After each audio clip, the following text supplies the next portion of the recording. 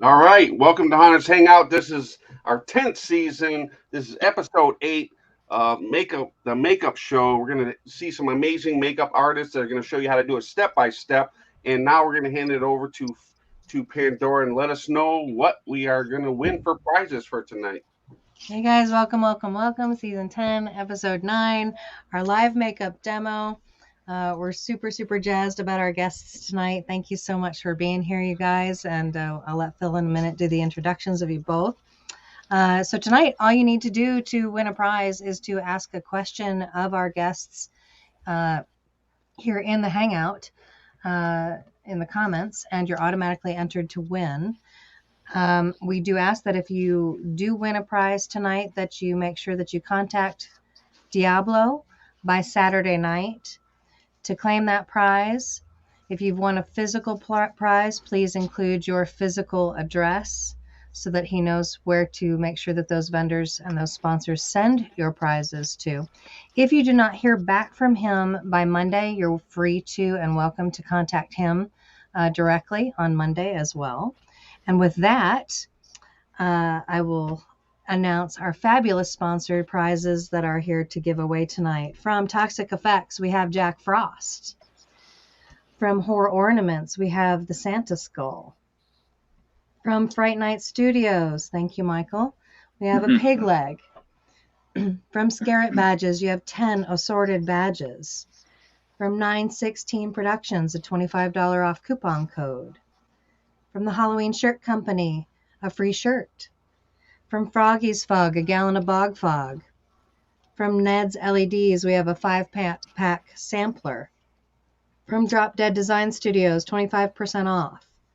From Nightmare Makers, 2 unfinished skulls. From Sam Haines, 1 free download. From Atmos Effects, a free download. From Fright Props, $25 off. From Rotten Prop Works, a set of zombie arms. From Monsters Alive, we've got a grab bag gift.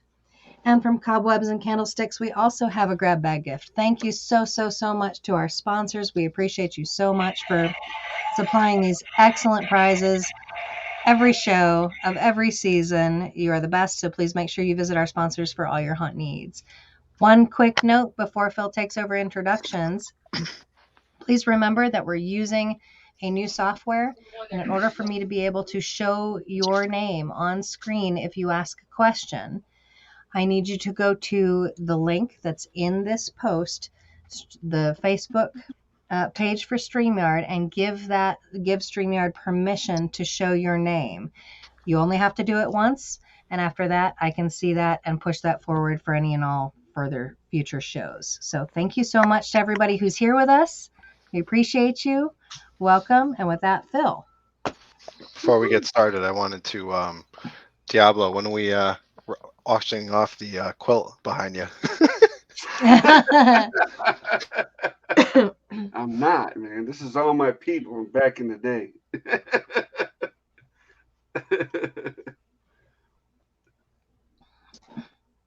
Bear with me, a little under the weather, but can't miss this great show that we have for you tonight. So we have Michael on tonight. Michael, why don't you give a quick background on yourself and makeup, and we'll get you into starting your makeup there. Okay, so my name is Michael Burnett. I'm a special makeup effects artist. I've been doing it for, sadly, I hate to say this, it ages me, but going on 40 years now. Started back in the 80s. I know it's scary to think about that, but so I've worked on a lot of movies, and a lot of horror movies, and brought that into the haunt industry. Done a lot of haunt effects and haunt makeups for various haunts. I ran the makeup department at Universal Studios in Orlando and Hollywood for 20 something years. And currently I'm the director of design and development at Fright Night Studios. So we are in the office of Fright Night, our shop. So we'll be doing the makeup here. Awesome. And let me introduce you. What's it? Hangout, so we appreciate you, bro. Appreciate it. Yeah, absolutely. Thanks.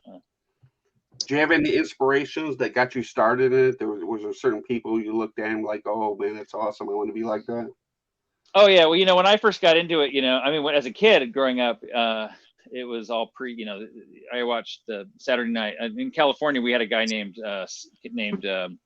Sinister Seymour. He was the Saturday night host and showed the horror movies, and so I loved that. I loved the the monsters from all the classic monsters from Universal, and all that kind of stuff got me into it. And and then as I got older, I was very lucky to get into it in the 80s. I graduated from high school in 81, and that was the year that American Werewolf came out, when the very first that was when the very first regular Academy Award for makeup. And then I growing up in LA, I was lucky enough to work for Rick Baker a few years after that. So Rick was a big inspiration. Dick Smith, who did The Godfather and The Exorcist and Ghost Story, definitely a big influence. And Tom Savini, who actually created the makeup that influenced the makeup I'm going to be doing today, which was Nate. Give us little details. Okay, yeah, it's Nate from Creep Show. At the original Creep Show.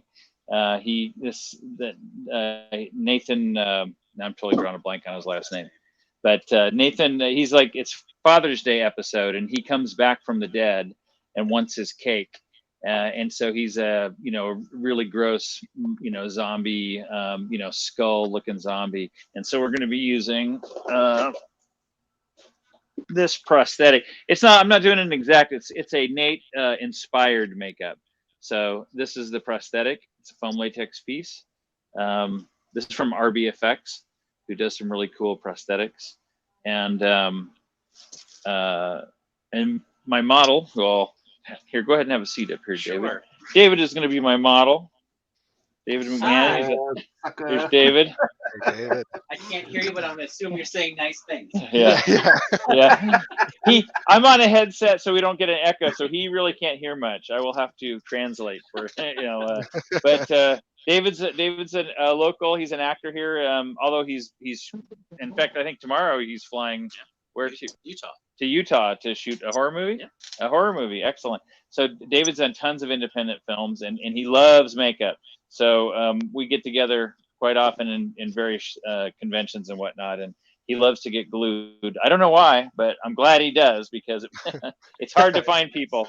So, as Awesome. I'm sure as Jennifer, I'm sure knows. Yeah.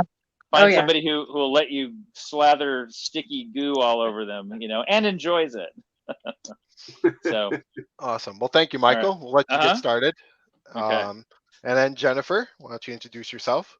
Hi, I'm Jennifer Luke. I've been in the haunted house industry for going on 14 years now. I left my haunted house in Washington. I moved to Oregon, and I started a company called GRAFFITI Effects, which is a special effects makeup company, and we have all kinds of cool products.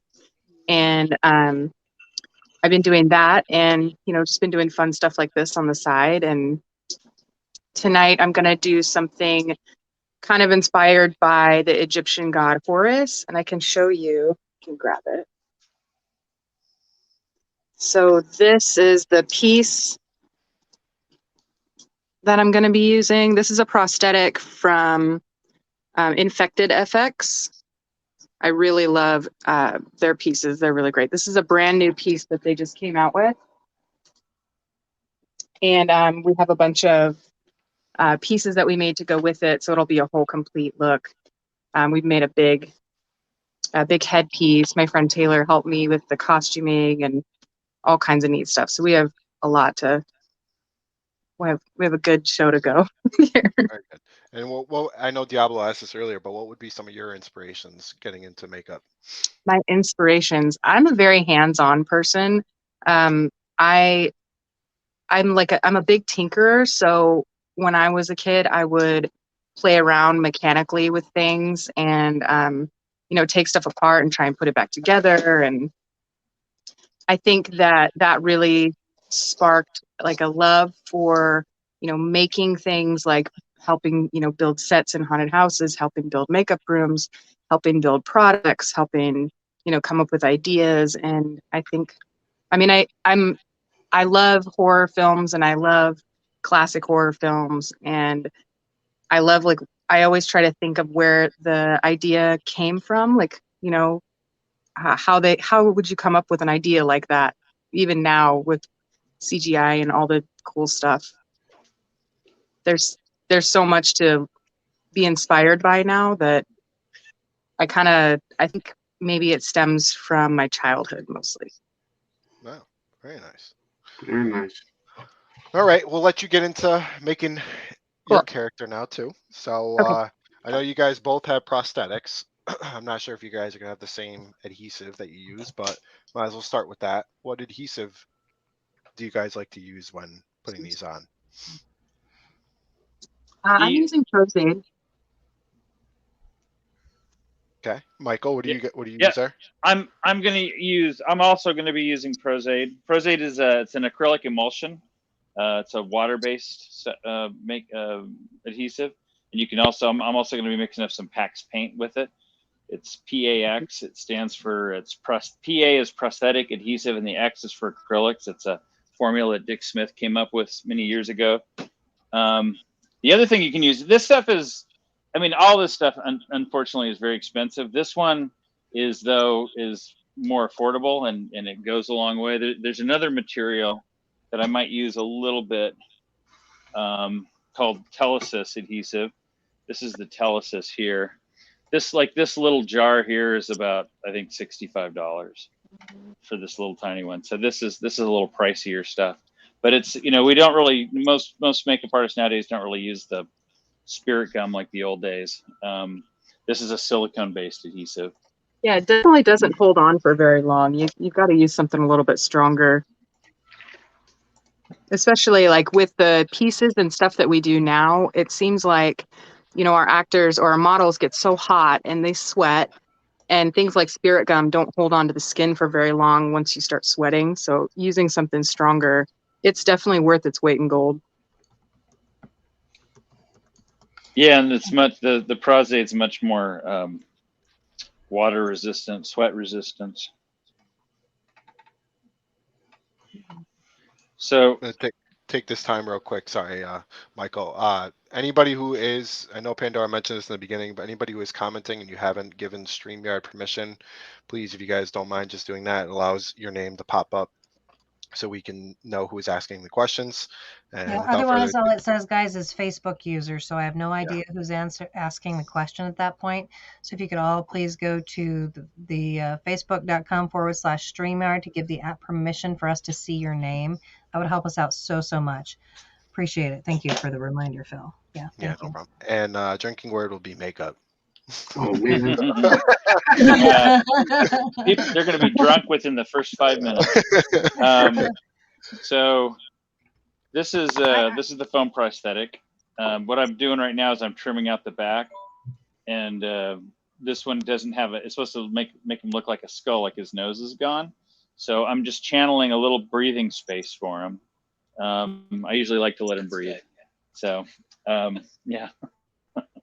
So we're gonna. Yeah, he'll be all right. It's funny because I did that as well. So this piece didn't have it's a mouthpiece, but I drilled through it in the bottom. I don't know if you can see that, but I drilled holes in the bottom so that they would be able to breathe. Very nice. It's kind of hard to breathe through your mouth for 3 hours. Been there. Yeah, I have a quick question about the Pros-Aide, guys, and there's lots of other questions coming in, so we're going to have a quite the list for you guys here in a bit. I've heard that Pros-Aide tends to be a little bit better for folks that have sensitive skin compared to, say, spirit gum, etc., not just with the issues that you can get with the sweating and that sort of thing. Is that true? And have you found there to be any issues with Pros-Aide, or is that your go-to for that? Partly for that reason. Yeah, I mean, it's definitely true. Pros-Aide and the Telesis also, they're both designed to be, non-skin irritants. You might find somebody. Like I said, I've done this a long time. I've never found anybody who who had a reaction to to Pros-Aide or Telesis. I have had people have a reaction to spirit gum, however. So that is actually, I'm going to agree with him. I was going to say the exact same thing. I have had actors who have had reactions to spirit gum and no reactions. I've never had one with Pros-Aide or Telesis, but I haven't used the Telesis that he's using. I've used the silicone Telesis, which is great. It's a fantastic product, but typically for prosthetics, I'll use Pros-Aide. I'm hearing a lot of Telesis and all this other word, and I'm not hearing makeup. So it's an adhesive. Well, it's different. Yeah. You gotta get to that stage where you can put the makeup on. Right. Mm-hmm. I know. You don't see driveway. You don't say concrete. You just see a driveway. But I mean, there's things in there. Right. So where you get the cap from, in case somebody wants to order one? This bald cap, this is one that we made, basically just stippling latex onto a head form. But you can buy them. Most decent theatrical makeup supplies will have them. There's a lot of different ones. This is a rubber cap. There's also so if you have somebody who's got an allergy to latex, this isn't a good one for them. But they also make plastic caps. They're a little more expensive usually, but you can get the Krylon makes several, some, and those are very easy to find at most of the bigger theatrical makeup supplies. But if you want to make your own, if you have a head form and you just stipple, layers of latex on the head form in the bald cap area. Dry it with a hair dryer. Once it dries, you powder it and peel it off. Do you guys ever have like problems with let's say actors are constantly putting makeup on, they're constantly putting prosthetics on with like the eyebrows and facial hair? Is there ever issue with that? Well, I mean, yeah, with facial hair on guys, if you're trying to do a smooth prosthetic, that can be tough. It's so hard. So you want to make sure that they shave. So, I learned a trick a long time ago. We would put gelatin over or in their beard, and it would kind of put like a protective layer over their beard, and you could still adhere things to it. And then when they got in the shower, the gelatin would just wash out because it would dissolve in hot water. But that's only in like dire instances. Yeah, it's like a full beard, right? Well, if they won't shave. Yeah. But that's, if you're making a certain character, if it's they would have to be they have to shave,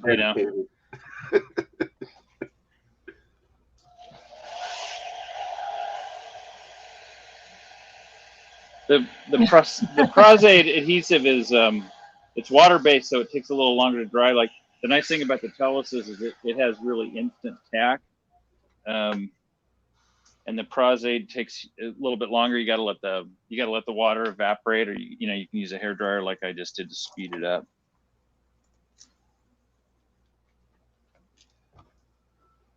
George Bowman would like to know, what is the best tips for adhesive for prosthetics being used for being out in the rain as well as for sweating?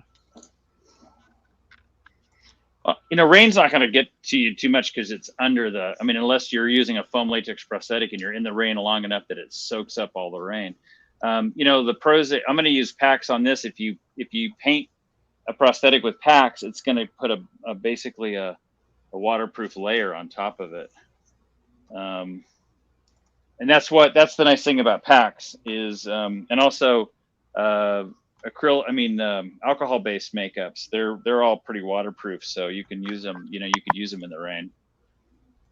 Yeah, I know what he's talking about, and I think like making sure that the skin is clean, that there's not a lot of oils on the skin before, that will really help with the adhesion time.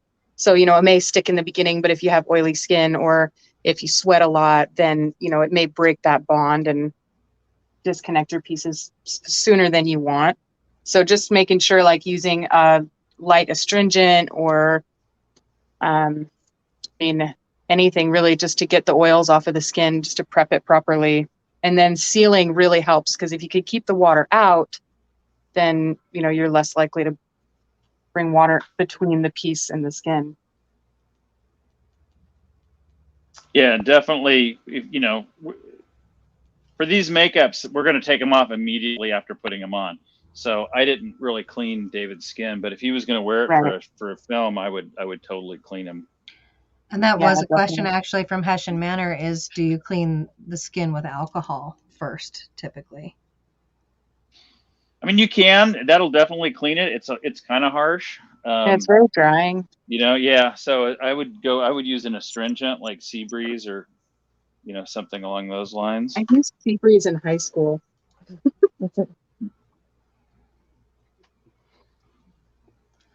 Michelle, I did too. I think I might still have a bottle hanging around here, actually. You're not alone in that. Michelle would like to know, Jennifer, what type of sealant do you recommend after application? Oh gosh. There are so many. Hold on 1 second. I think I might have one here. We're asking a lot of them, guys. They're going to have to multitask a lot right now. Asking questions and doing makeup. So there's one by Marble that is pretty fantastic. Green marble? And yeah, I would definitely So Jennifer, right now, what are you doing? Putting the adhesive all around the prosthetic? Yeah, I'm gluing down the edges, and I'm just kind of blending the edges in with her skin. And that's going to help to keep the seams down, so that when I go to paint it, you don't see a lot of those seams. Gotcha.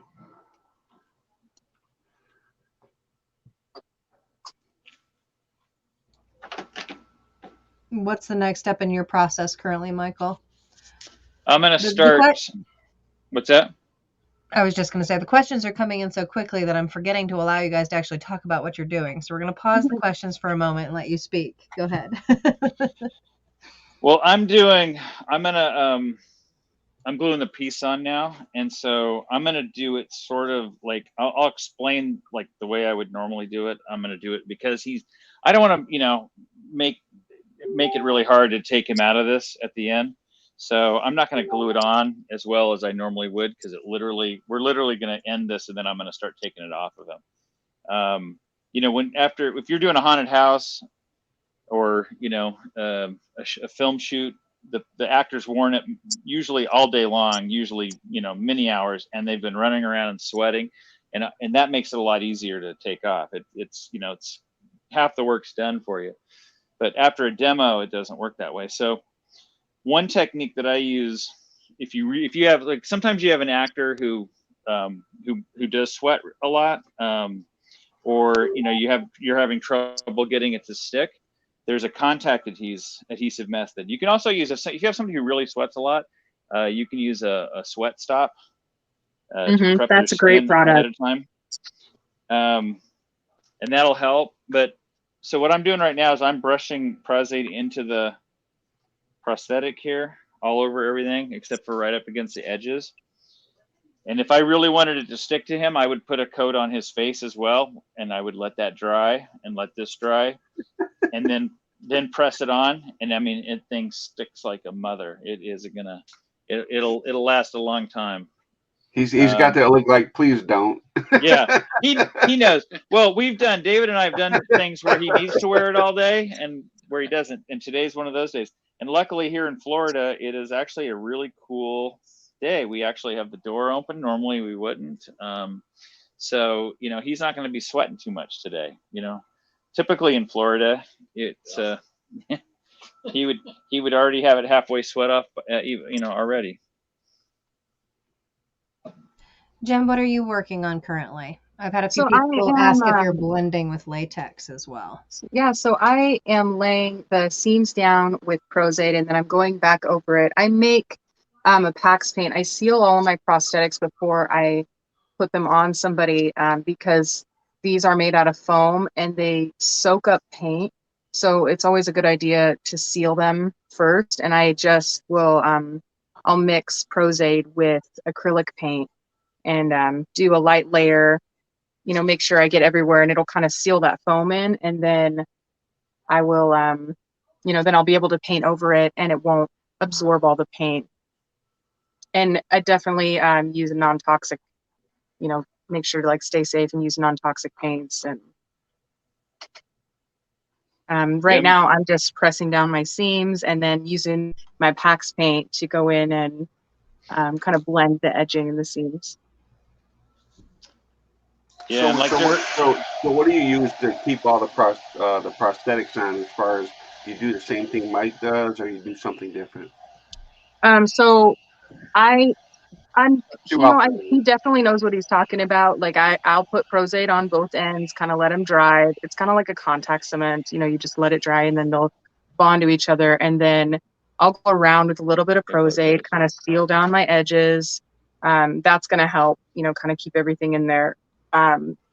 Or the sweat stop is awesome if you have somebody that is a really heavy sweater, because it's like, I think it's like 100% antiperspirant. So there's no other ingredients. It's basically just like a pore blocker, and it'll prevent sweat from coming out. It's crazy. It's not for like a long-term use thing, but it works fantastic for pieces like that, or, you know, people that are big sweaters. And now I'm just going to take the PAX paint that I made, and it doesn't take very much. I mean, I only made just a tiny bit. It goes a long ways, and I'm just going to go around these edges and kind of blend them in with the skin, so that you won't really see them once I start laying the makeup down. Right. Could be like for more of them the active haunters that like put like more 100% in, sweating, running around. Mm-hmm. I think prepping the skin is a bigger thing that we should focus on than sealing the skin. I mean, sealing makeup is great, and that prevents, you know, a lot of the like rubbing and rain and things like that. But if we prep the skin properly, then the sweat coming out, you know, is going to affect the paint less. So I think if that was focused on a little bit more, then it wouldn't be as much of an issue. If that makes sense. It does. Excellent. Yep. All right. And Sean would like to know, what's the best setting powder that you use when doing the makeup on the actors?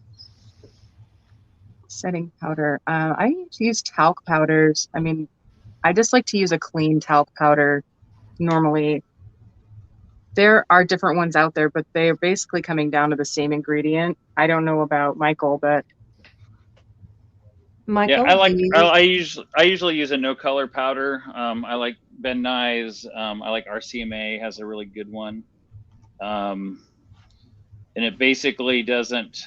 You know, there's because a lot of powders will have a pigment in them, and they'll change the color. You know, if you're doing a flesh makeup, that's okay. You know, but like for this guy, he's not going to be a flesh color, so it's you know, if I had him, or if you're doing a clown makeup, or you're doing something, or really really pale, you know, you don't want to have anything that's going to that's going to change that pale color. Gotcha, understood. Noelle would like to know, is there any good substitute for latex combinations? Like latex different forms of latex? I mean, I love Zombie Skin personally. There's a company called Zombie Skin, and they make a thicker, kind of like a whipped latex. It is, you can't smell ammonia in it, and it's really great for stuff like this. I mean, I use it in a lot of my, you know, edging and piece building, and you can do a lot with it. Plus, they have a ton of different colors and stuff. But if that's what you meant. Great. I'm going to hope that if you guys have time after the show, that you'll take a peek through the feed and answer some of the questions that we were likely unable to get to tonight. Okay. And just a quick reminder for everyone that you're entered to win automatically into tonight's sponsor prizes simply for asking questions. And to please make sure that you go to facebook.com/StreamYard to give the app permission for us to display and see your name. That's a a big deal for us tonight as we're working through the new streaming app here. We hope you're all enjoying that. Yeah, and what we mean by that is, here's an example. You know, when we show a comment, you'll see Jennifer, great tip there, and there's no username or picture. And then when we get into this question that I actually wanted to show, is Bobby pops up with his profile picture. And I'll ask this question now. You know, any tips for keeping a haunt actor comfortable during the application process? Bobby would like to know that. I mean, I would say, I don't know. I mean, if there's a difficult costume or that they're wearing, it can be put on after they leave the chair. I mean, I don't know. Keeping it warm in the room. We airbrush a lot, and the air can get really chilly. So keeping it warmer in the room. Yep. Yeah, we Scott definitely would don't like have to- the warm problem here in Florida. I bet. Scott would like to know if there's any tricks to being able to reuse prosthetics, or is it not recommended? Not like this piece has super, I don't know, it's hard to see on the, I'm sure, let me show you. So a prosthetic is really intended to be, a foam rubber prosthetic is intended to be a one-time use only.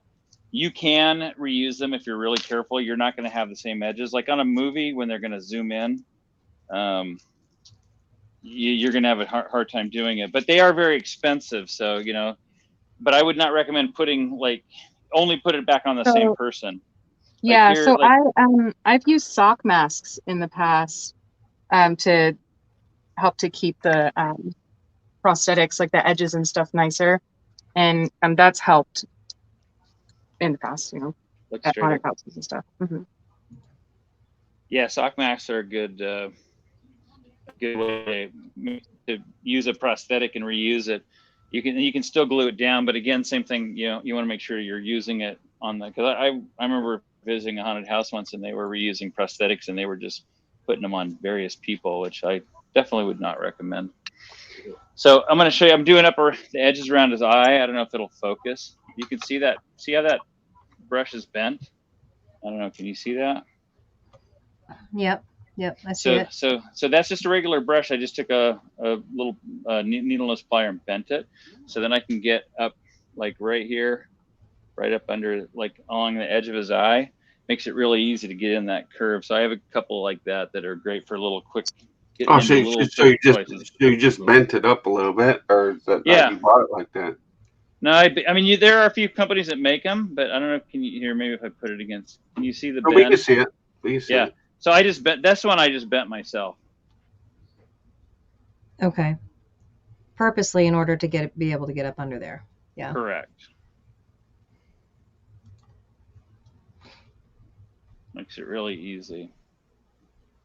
All right, so that's all sealed down. So now I was going to show you guys a mix. So these are the Liquitex or the acrylics I like to use. Like what Jennifer was saying, you want to make sure that they are non-toxic. Most of them are. You got it. What the colors you really need to be careful with are the reds. Although over in recent years, a lot of the cadmiums and some of the pigments that are not safe have been removed, just even for just artists that are painting on canvas, because it's just not good to get it on you. So do you guys have a lot of problems with, all right, let's say that you paint the prosthetics and stuff. Do you have a hard time blending the skin, getting the same color with the prosthetic? No, you can stipple it over a little bit, but PAX really isn't intended for flesh. I mean, you can use it on it, but basically I'll stipple it over and then go back in with the airbrush makeup, or the or stipple. If I'm using one of these, like here's this is a Temp 2 palette. These are activated with alcohol. So they can go on, do them real thin, and it blends really nice. Is it difficult to remove, Michael? No. I use a couple different things. This is Pros-Aide makes a remover. This is the remover they make that works pretty good. Usually what I do is I'll steam, I'll take some towels, get them wet, put them in a Ziploc bag and put them in the microwave, steam it up, and then let them put that on their face for a few minutes before, and that loosens everything up. And then we'll go under the edge of the prosthetic with a remover and loosen all that up, and then go back in with a wipe and that adhesive remover, and again some more steam to make sure we get it all lifted off. Excellent. I lost my paint. I guess I'll have to put it. All right, I put some in. So I'm going to mix up some packs really quick. So this is unbleached titanium. It's not as white when you're mixing like a flesh tone. And so I'm going to make like a kind of these are sort of my go-to flesh tone colors. This is a little burnt sienna.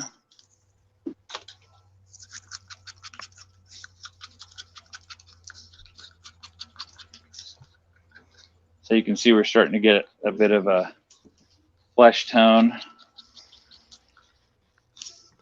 I was curious, both of you, Jennifer as well, mentioned packs in your materials list, and that's a thickened version of that. Can you explain that a little bit more for us? PAX is it's something that Dick Smith came up with back quite a few years ago, and it stands it's PAX, and the PA stands for Prosthetic Adhesive, which is the Pros-Aide, and the X is for acrylics. So it's basically the Dick Smith's classic formula is 50-50. I don't like to mix it personally that much, but it's basically you mix up your color in the acrylic paints, and then Dick's formula is to cut it by weight with half Pros-Aide, and then that makes your paint. And so the Pros-Aide gives it an adhesive quality and helps it stick. It's a little sticky for me at that mix, so I don't usually go quite 50-50. But everybody. Yeah, I usually don't either. I'm usually like 30, like a third of it, and it still works, very well that way. Yeah, it basically plasticizes the acrylic and adds and gives it some adhesion qualities, which helps it bond and flex. So now I've got kind of a flesh tone that I could actually use that. So I just added some yellow oxide. So now I want to gray it down, and some people would immediately throw black in it to gray it down, right? That kind of muddies it up. One thing that's really good to do is learn your color wheel. So I'm going to use cerulean blue. That's kind of my go-to for graying it down to make a zombie color. So I'm going to add a tiny little bit.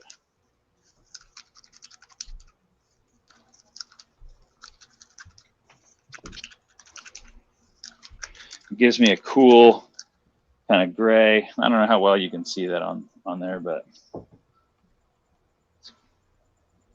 my camera will focus.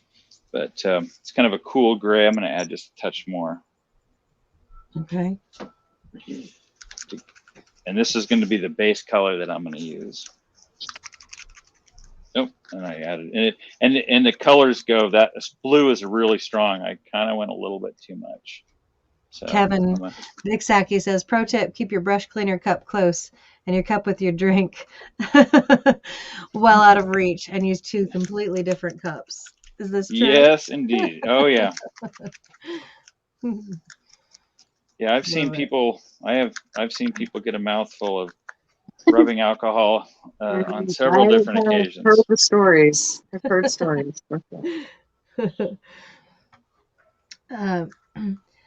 Noelle says, what's a good starting type of makeup for someone who has only done horror makeup with blush and eyeshadows and not professional or normal horror makeup? She's unsure what the proper steps are to better herself, and she thanks you very much for your time. Like, is she asking about materials? I believe so. Good starting type of makeup for someone who's only worked with blush and eyeshadows. You know, I mean, probably maybe water-based makeups to Yeah, start with. that's what I was going to say. Those are a lot easier to use, Yeah. and Less a little bit expensive. goes a long ways. Yeah, Right. definitely does. Mm-hmm.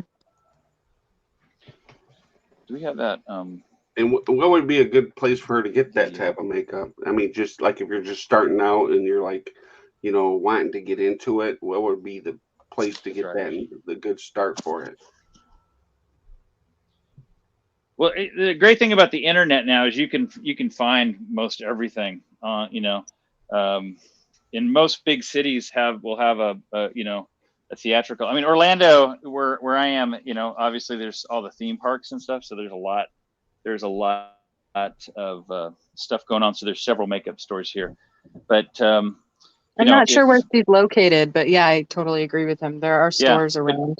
But there's a couple. I mean, the places that my go-to places if I'm not here is Friends Beauty Supply, FRENDS in California, Namies, Motion Picture Effects. They're in Burbank.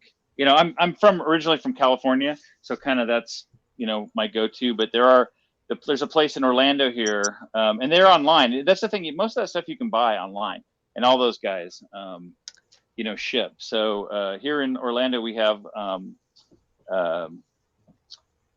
boy, I'm totally drawing a blank now. Embellish. And they've got a really great makeup store. In fact, my daughter was doing makeup for a play this past weekend, and we went and had to get some additional colors. And you know, they were open on Saturday. We went in there. They had a nice selection. Got what she needed. Luckily, didn't have to order it. So, where's that latex? I just wanted to share this comment. This is what we do it for, guys. You know, for you, the viewers, to learn. And just for you guys doing the makeup, I'm really glad y'all host these live shows for different learning tips. And yeah, so that's just awesome. wanted to say thank you. Thank you. I think that was Steven. So thank you. Yeah, thank you. Anthony would like to know, what are some common mistakes beginners make when attempting makeup with prosthetics? Well, that's a good question. That is. Mm-hmm. I would say they use too much latex, and they don't. I always say, like, learn about your chemicals, learn about your products before you start putting them on somebody's skin.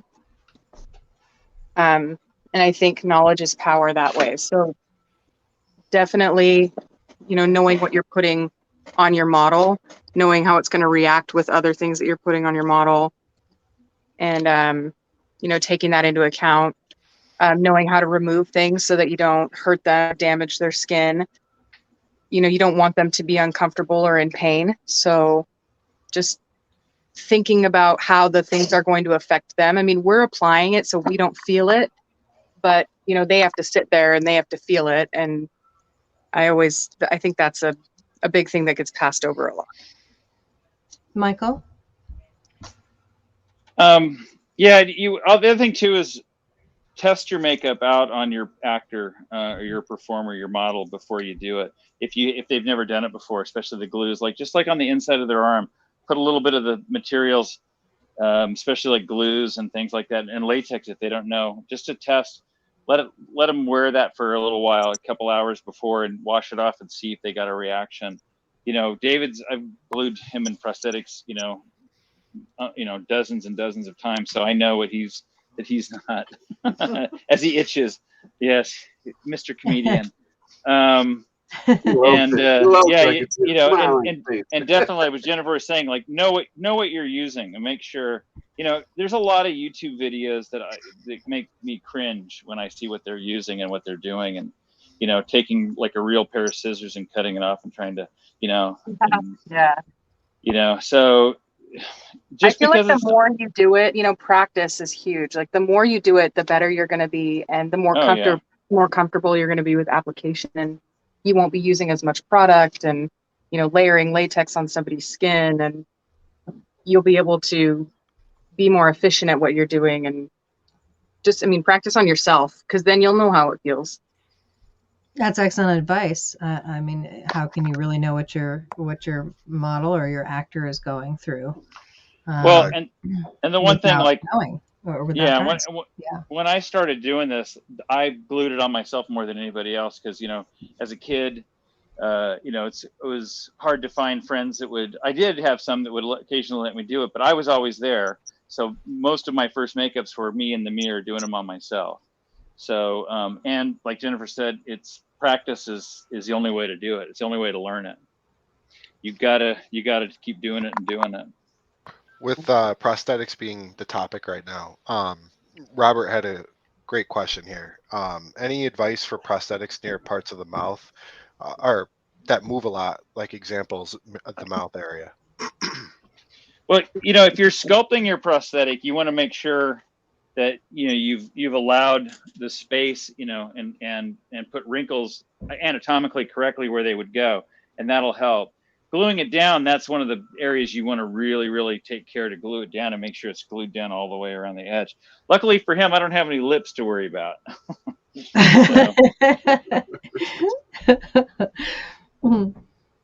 You don't get to enjoy the drinking word tonight, David. I'm sorry. Makeup. Yeah. Cheers.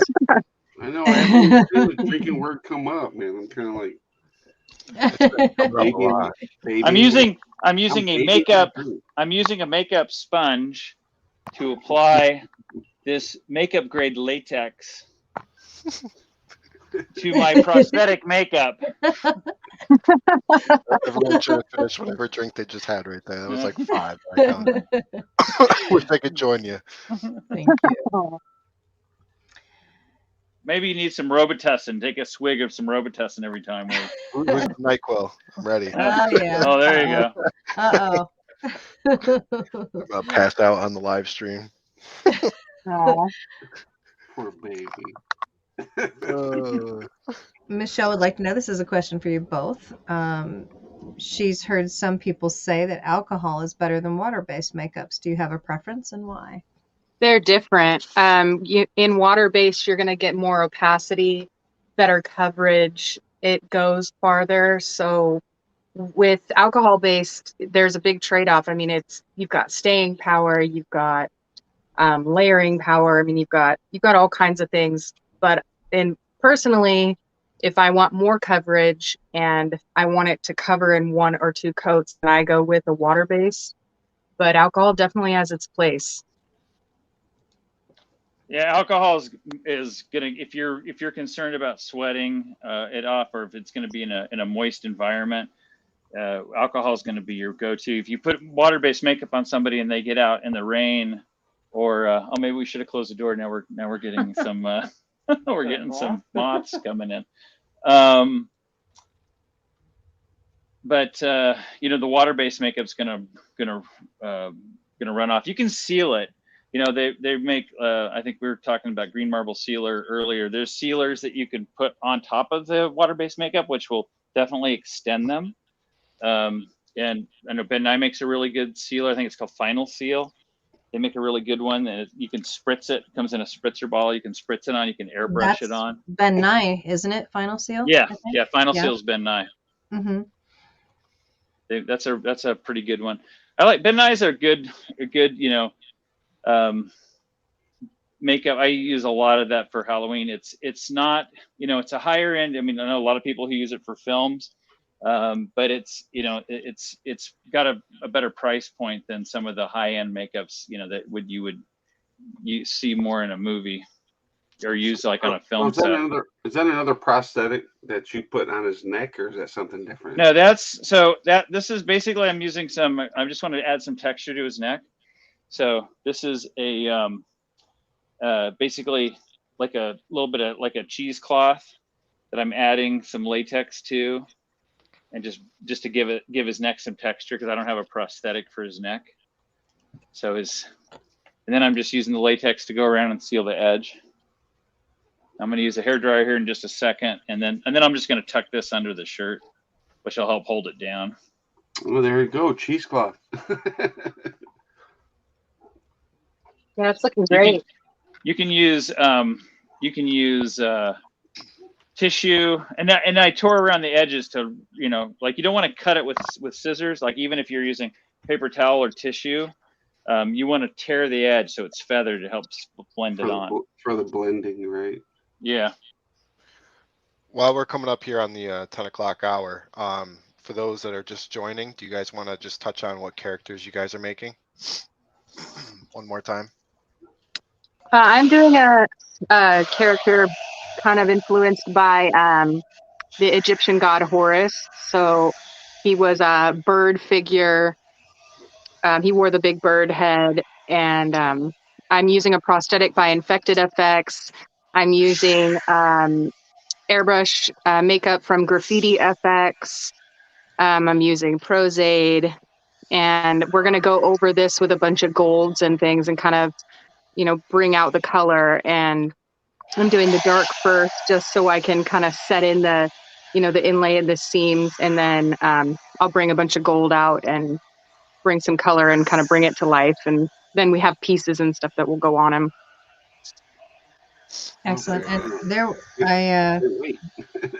I do not currently have it in front of me, but I know that there was someone earlier, Jennifer, that had there it is, Sean Boswell, would like to know if there's somewhere that the plague mask prosthetics can be purchased. Yeah, through so it is through Infected FX. We'll post a link down there so that you guys can see where to get it from. Really great company. You know, they're constantly coming out with new pieces. Their edges are really nice. I mean, I've never had an issue with any of their pieces, and I really like working with them. They're very easy, and they mold easy to most people's faces. I've never actually had an issue, you know, with fit or. We're going to post the link in the comments as well. Yeah, Yep, it's I there see now. So thank you, Taylor.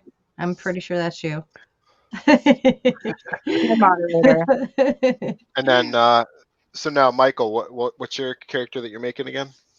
So this is inspired by Nate from the Father's Day episode in the original Creep Show from the 80s. This was a makeup that was created by Tom Savini, and it's a character that you know, he was dead, and his family's getting together to celebrate his birthday, and he wants his cake, and he was a bit abusive when he was alive, and so, but he comes back to life and digs himself out of the grave, and kind of looks like this, basically a mummified skull.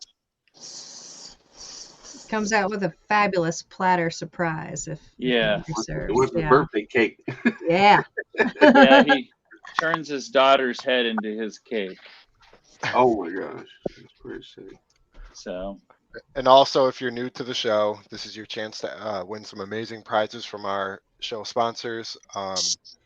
And all you have to do is ask a question. That question enters you into the chance to win one of those amazing prizes.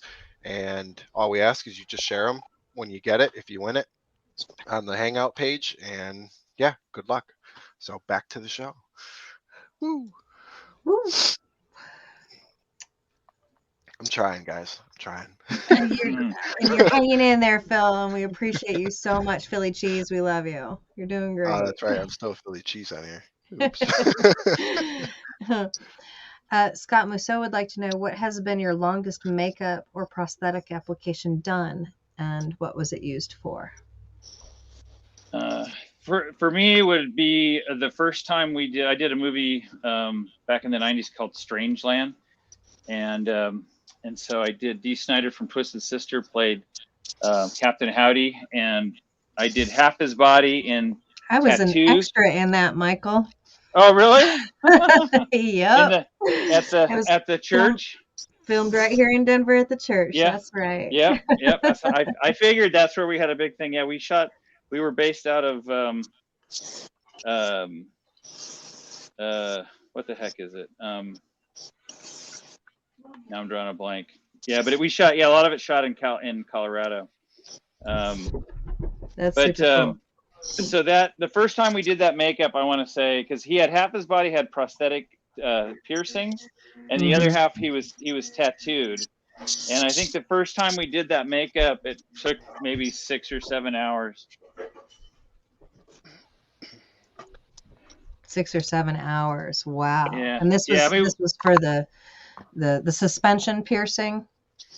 that actually was a rig that I made. It had like it was a foam suit. But I mean, just his makeup, because he had a earlobe, he had a fake earlobe piercing, he had eyebrow, he had about 15 prosthetics on one side, and then his whole side was tattooed, which were not. And then he had actual real tattoos that we had to cover first because they were tribal tattoos. So that the first time we did it, figuring out how to do it in the right order and all that, it took quite a while.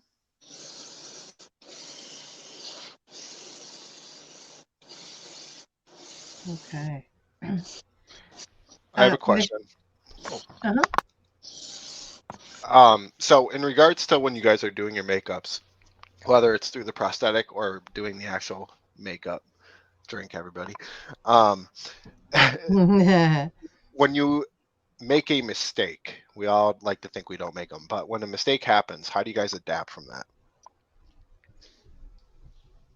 I mean, it would depend on what it is. I mean, usually if, the nice thing about a horror makeup, a gory makeup, you can just kind of cover it up with blood, but if you have a character, like if you're doing an icon character for your haunted house, and it has to look exactly the same, I mean, I guess it just depends on what it is. I mean, worst case, you'd have to go back and do it over again. But, hopefully it's just something you can, touch up with paint or reposition it, pull the prosthetic back up a little bit and reposition it.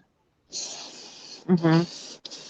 Yeah, I mean, it just depends on how big the mistake is. I mean, if it is basic enough, you can cover it up or blend it in, but if it's not, then, removing it and just doing it the right way is going to save you a ton of time versus, actually spending twice as long trying to cover it up and trying to make it not noticeable.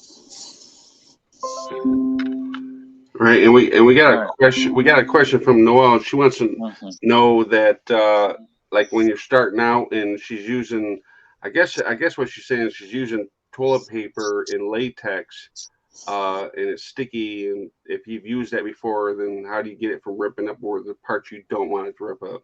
Say that again. How do you do what? How do you use toilet paper and latex without it ripping away from the parts you don't want it to rip up at?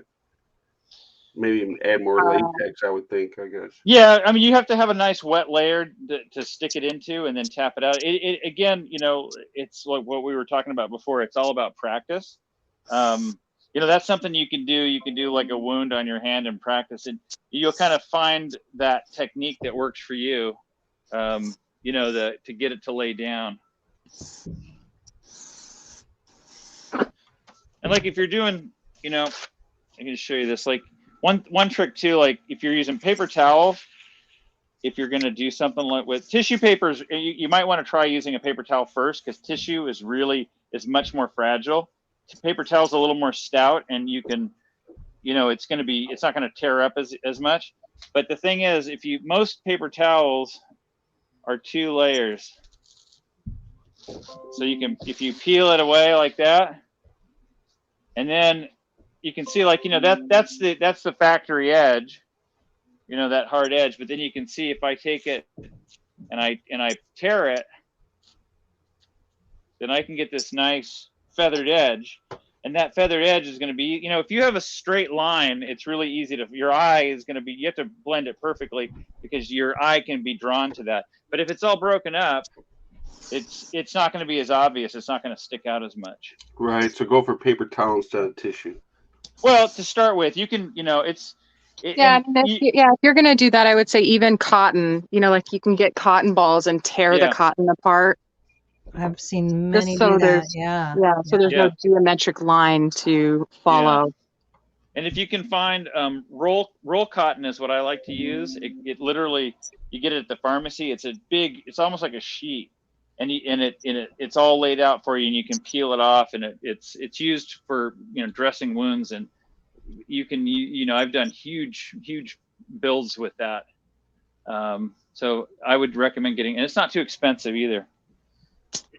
But if you can't, then cotton balls are definitely a good way to go. Awesome. Michelle Brown would like to know, she's curious if either of you have used watermelon as a latex alternative, and if so, do you like working with it? Yeah, actually, Michael Davies is based right here in Florida, so I have used watermelon. I've used it as a prosthetic. It goes on. You don't have to actually even use an adhesive. It melts with alcohol. You can put it right on. It's a pretty good way. It's a super cool product. Yeah. He definitely did a great job with that. Yeah, he's I mean, I've also used it as an encapsulated. If you want to get a little more advanced with prosthetics and make some encapsulated silicone pieces, you can use watermelon as an encapsulant as well. Okay, I'm mind fucked right now. I thought they were talking about the fruit watermelon. I'm like, who the fuck? Oh my god. Yeah, that's a NyQuil. That's stay off the the fucking NyQuil, bro. Stay off. Oh yeah, I got too much medicine in me. So, something else, especially if you're doing a haunt, if you're working in a haunt, that's a great thing about an airbrush. So, you know, when I was running makeup at Universal, I mean, we did literally hundreds and hundreds of people a night, and you got to be careful with cross contamination, even more so now than ever before. The great thing about an airbrush is it never touches the person. So, yeah, I totally agree. Yeah, but it has a very distinct look. I mean, if you're doing, you know, airbrush makeups, and they work great for haunted houses, but if you need to get in and you're going to do brush makeup, like, so this one comes this way. It's this is a palette. It's a paper palette, and basically, oh, it looks like I'm almost out. Oh, I got it. Here we go. Oh, I see. It got torn out. So this is a waxed paper palette. It's this one. They come in gray and white. I like the gray ones. Just it's a neutral background. And so when I'm doing a person, I put I don't double dip in my makeup. So if I'm using like a cream or whatever it is, I'll put it on this palette and I work from the palette. If I need more, I use a clean spatula, take it out, put it on the palette, work from the palette. Keeps cross contamination, especially if you're doing eye makeup and stuff. There's a lot, you know, I've seen a lot of eye, you know, pink eye type things happen at haunt. I was at a haunt one time years ago, just visiting, and I saw this, you know, they probably had, I don't know, 75 people, and they were all being made up with the same sponge. I just went, I took the makeup artist aside and said, hey, let me talk to you about this for a second. You might not want to do that. So, yeah, I definitely agree. I love, you know, using airbrush makeup is great for when you have to like really plow through a lot of people quickly or base people out. You have a lot of coverage you need to do. I mean, GRAFFITI FX makes a great airbrush line for that, and that's what I'm using on her now. And I like using a makeup that has a sealer already in it, so that, you know, you don't have to worry about taking the extra step and taking more time, especially if you have a lot of actors in line waiting for you. You know, you just want to be able to put it on and go and not have to worry about it running off in the rain. You know, that airbrush makeup line is great for that. And for the record, just to remind everybody, Jennifer is also the owner of GRAFFITI FX and has a line as well. Yeah. And on that note, as well, question for Jennifer from Scott. Are you switching between airbrush and standard brush for applying makeup? If so, what are the best uses of each? I am. So I applied a water-based paint just as a base coat, and then I put GRAFFITI FX's black airbrush over it to seal it down and to help blend in any you know, differences in the skin. And then I actually got some gold pigment and I mixed it in with some of our airbrush paint, and I'm putting it over the skin and blending it like I'm dry brushing it on, and then I'm blending it with just like a crumbled up paper towel just to kind of give some different lines so you don't see like paintbrush lines, and, you know, break it up and blend it in a little bit better. Well, that's pretty cool. I mean, when you do the other arm, just like maybe we can get like a little close up of how you're Oh, painting sure. it in, Yeah. patting it in, let everybody know how you're doing it because it looks really cool. I'm Yeah. like, I was Sure. like, how'd you do that? I was looking away and then it happened. Mm-hmm.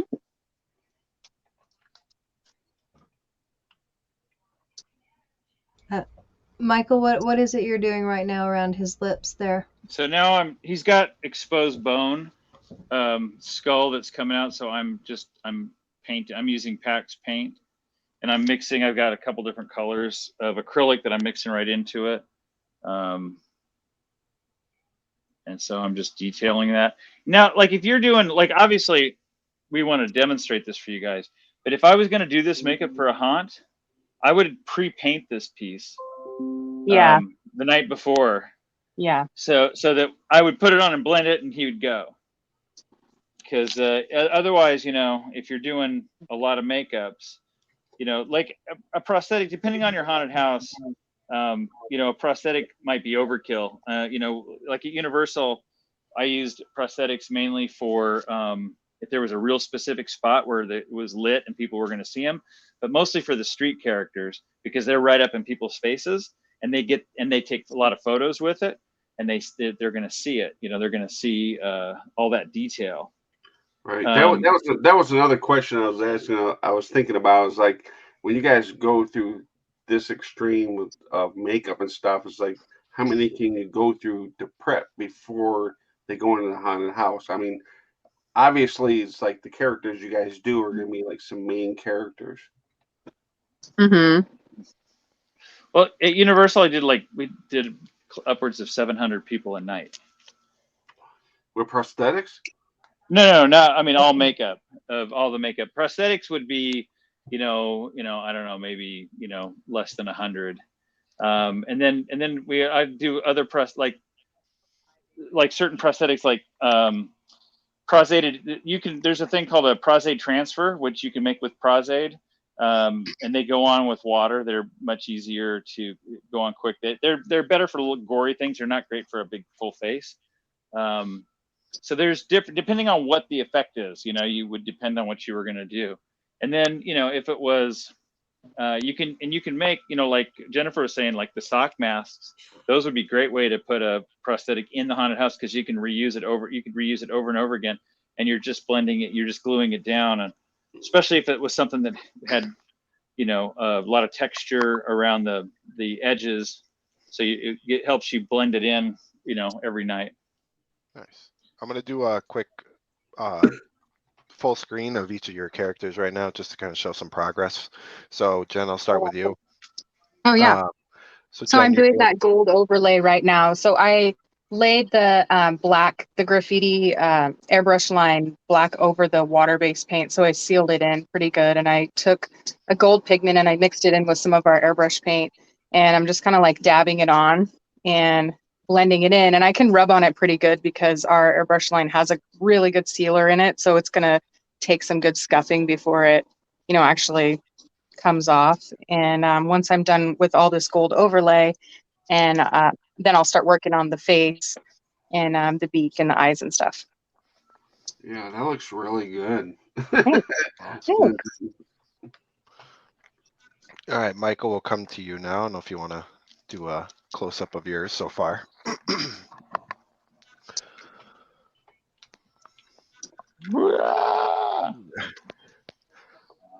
Oh, yeah, that looks good. Let's see, we got a little texture under his neck.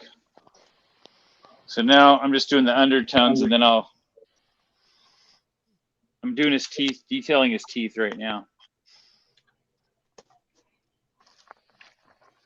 Like I said, this is all stuff that it's much easier to do this when you're just having on a face form and it's not on the actor too. So you can, and it's a nice thing. You can spend a lot more time doing all this detail painting, and then all you have to worry about when you've got the actor is blending it on.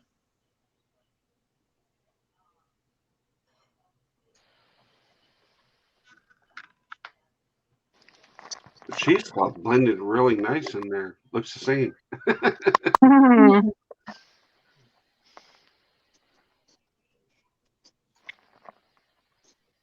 All right. I'm gonna break out the airbrush. So as far as brushes go, or like even I don't know, the foam triangle pieces for makeup, drink everybody. What what do you prefer? Is there like a certain kind of brush that's your favorite? That you Like Honestly, a so it depends on the application that you're using. I mean, there's so many different brushes. Like if you need longer, silkier brush strokes, you go for a brush that has longer bristles on it. If you need texture, you go for a denser brush that has shorter bristles on it. I mean, it just honestly depends. And then brushes can get really expensive. So if you're new into the game, then you want to start out with maybe chip brushes and, Michael's brushes, because you're going to go through them and you're going to break them and you're going to clean them wrong. And until you learn how to do it right, and reshape your bristles and do things like that, then I don't invest in, it took me years before I started investing in more expensive brushes, but it just really depends on what application you're doing. Yeah, and actually, most of the brushes at Michael's are made by Royal, who makes a lot of high-end makeup brushes, and so they're not bad to, and most of this stuff, especially, you don't want to take $100 brush and stick it in Pax Paint, a Right. beauty brush. So, yeah, so I would definitely, and I still use, like. This is the chip brush. I got a whole tote of them over here. Chip brushes are great for when you got to do a big broad thing, and they're 50 cents. So you can chop them up and get a lot of good texture. And get the packs dries out, you just throw them away. Jen, this one's I would for you. I would also say these brushes right here, these are acetone resistant brushes. So if you're using chemicals, can you see that? Sorry, it's like gold on gold. You can get them online and they're just cheap throwaways. They're a little bit more expensive, but they don't break down in acetone and alcohols. They're pretty tough and you can use them, better than, like if you need a little bit more than what a chip brush can offer you. They're smaller in size, but they work great for chemical resistance. It's definitely a good idea to have some of these for when you start getting a little bit more serious and doing bigger projects. Yeah, those are good for getting for flicking and getting like spatter effects too. Yeah. You find them. They usually call them acid brushes. Yeah. You find them on online. If you Google that, you'll probably find them. Jen, Bob had a question for you. When you do a full coverage makeup like you're doing now, what is the easiest way to take it all off at the end of the night? Well, I would definitely use a makeup remover. I would use a remover to remove the model or actor's prosthetic for them. And then most of this makeup, so GRAFFITI's makeup has a really good sealer, but it will come off with either a makeup remover or a real, real hot shower. You don't have to, destroy your skin. And it's pretty flexible, so it'll stay on most all night. And Holly's gonna flex here.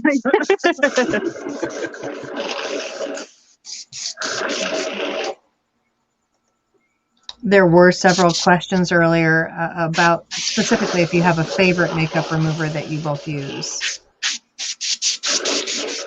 Makeup, like just for wow. I don't know, Jennifer, you have something? Cinema Secrets makes a good remover, like, for like cleaning on your brushes and stuff. Get the stuff off of your brushes. Oh yeah, I have where'd it go? I have a bottle of that here, the blue brush cleaner. Yeah, for brushes, the other thing good for cleaning your brushes too is Perry and Spirit. This is another good. This is a really good one as well. Did they mean for brushes, or were they talking about taking makeup off your face? Taking makeup off, probably. Just makeup in general. I mean, let's do both. Might as well just do both. So, like for your prosthetics, if you're not using them again, if you don't need to be careful with it. I mean, isopropyl muristrate is always a good remover just to, dissolve the bond between the skin and the adhesive. You can get that at Friends Beauty Supply, and which is really cool because if you're a new makeup artist, they have a pro program, so you can get a pretty good discount on most of the pricing there. And that's kind of nice if you're, newer and trying to build up your kit.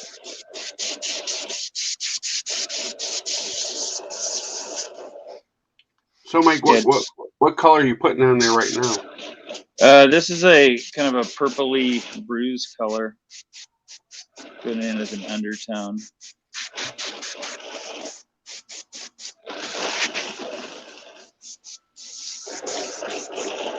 So I'm using a single action airbrush. If you're new to airbrushes, these are easier to use. That's a Pache, right? This is a Pache. Yeah, this is a Pache H. I also this is probably my go-to. An Iwata.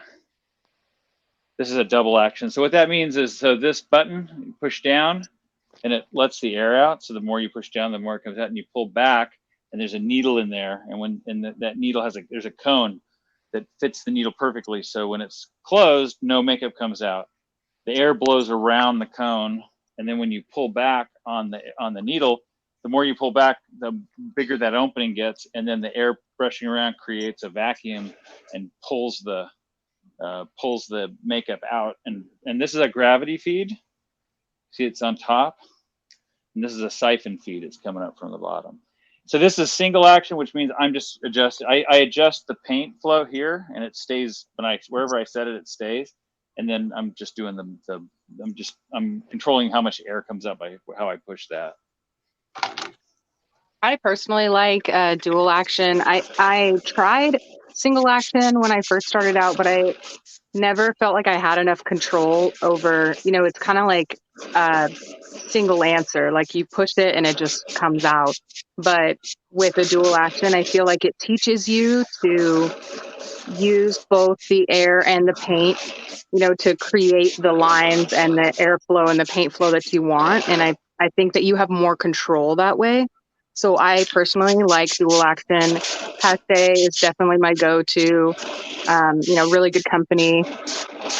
They're USA based and they're pretty awesome. They have a ton of different stuff. I actually took a lot of their airbrushes, their bigger guns, with me on a big project I did on a big cruise ship, and they held up really well. And that was pretty awesome.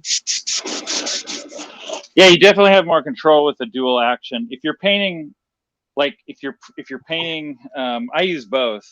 I probably have like 15 different airbrushes. Yeah, me too. But if you're doing assembly line stuff where you're going to repeat, like you have six prosthetics and you're going to set it up, the single action is the single action, you can lock it off and you'll get that just that repeatability. But it's pretty fast switching it back and forth. But you definitely, the thing with the dual action is you can go in and get a big big coverage and then go down and do little tiny veins. Yeah, I definitely agree with that. Actually, the main reason I'm using my Pache is because for some reason I don't have my Iwata hose, and they are different connectors. So, they are, yeah. So in this kit, we just got back. We did a commercial in Dallas a few weeks ago, and I thought I had all my stuff in my kit, and that's why you should always look way ahead of time. And I didn't. But luckily, this airbrush works great.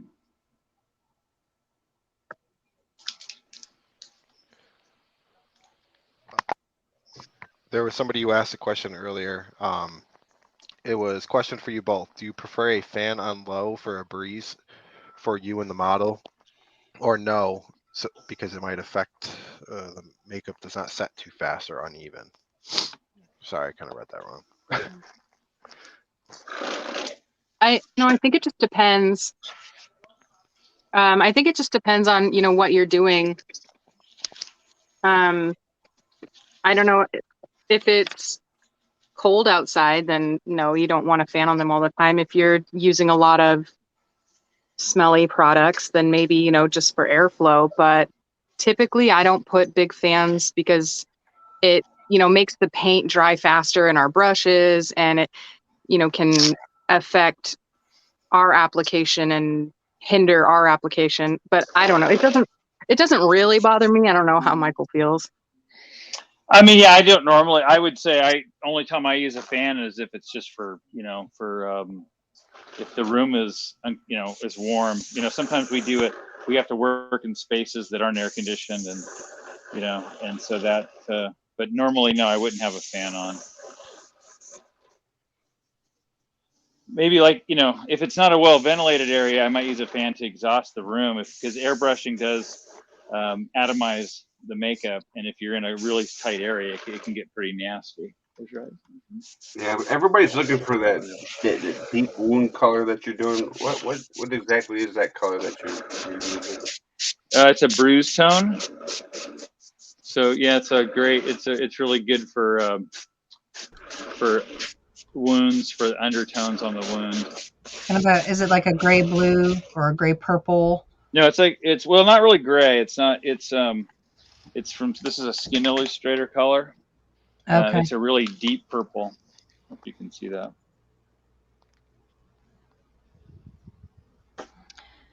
Bobby has a great question. Do you guys change anything up if the haunt actor is a child and not an adult? You mean if they're like underaged, or they're Yeah. playing a child?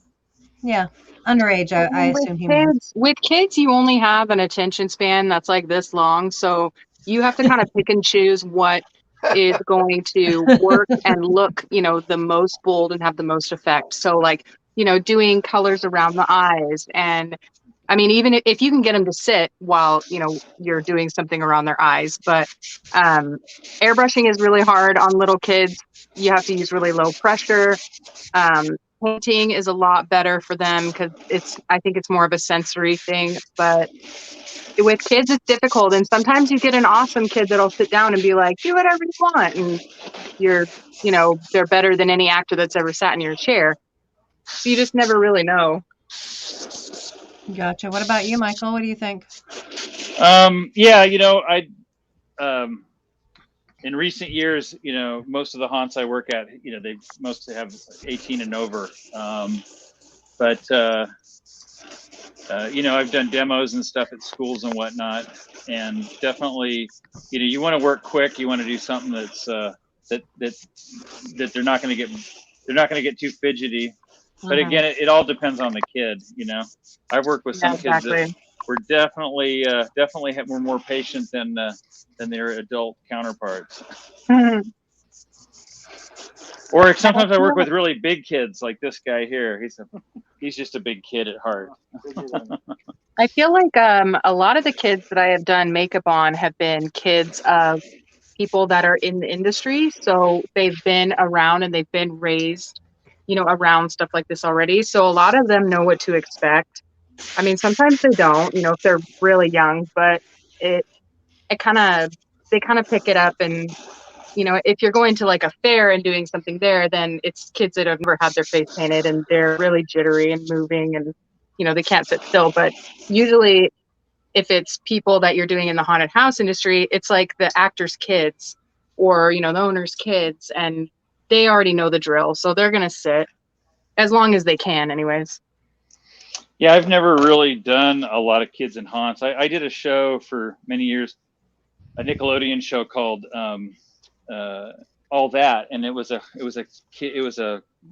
kid cast. And I remember that show. So yeah, that was fun. It had Keenan and Kel were on it. They were, I mean, when I started, they were like in their mid-teens. But we did have some young kids too, and we did prosthetics on them. So that was interesting. You know, I remember probably the youngest kid I did a prosthetic on. He did pretty good, but we had to do it really quick. Again, it was all pre-painted. Did everything we could to get him in and out of the chair as fast as possible, since we weren't really quite sure how he was going to react to it. Makes sense, certainly. And Shane has a question about the smell of makeup. Some are better than others. Do you find that that's an issue when you're working several people? Yeah, I mean, I would say it depends on the person, but I know some people like certain removers, especially. But even the makeups, you know, a lot of makeups have scents added to them, and if somebody's really sensitive to it, you've got to be careful with that. But Yeah, I you know, definitely make sure to ask before I start, like, are you allergic to latex? Do you have any allergies?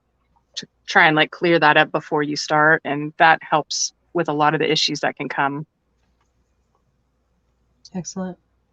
That looks so great. Seeing that beak just come to life right now, Jennifer. Love it. I love that. Yeah, I just got some gold pigment and I mixed it with our graffiti, our yellow and our airbrush line. And I know that it's gonna, dry and it'll stay nice and it'll flex and it'll be waterproof. It's gonna be awesome. So it does have flexibility to it, so it's not going to crack Oh, on absolutely. you. Yeah. Yeah, Okay. absolutely. Mm-hmm.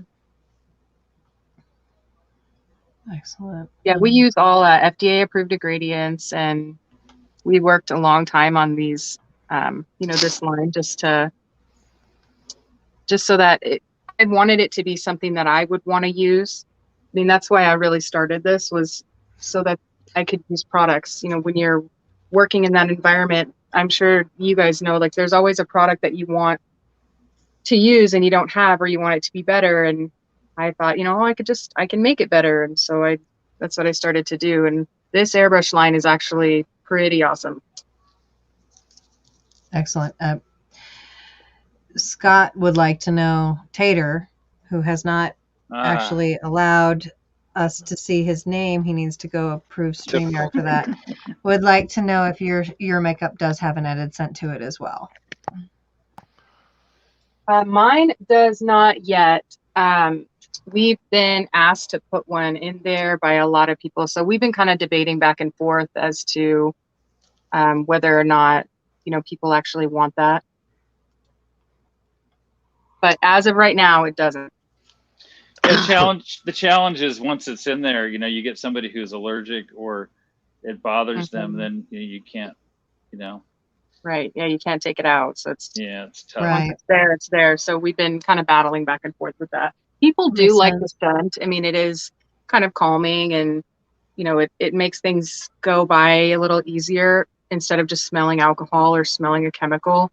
But it's it's deciding what people want to smell and how sweet to go, how rugged to go, how what are people going to want. And I think that we may start adding one. We've almost got it nailed down. We've been doing a lot of polls and nose sniffs, and I think that if we do add one, it'll probably be in the next couple of months.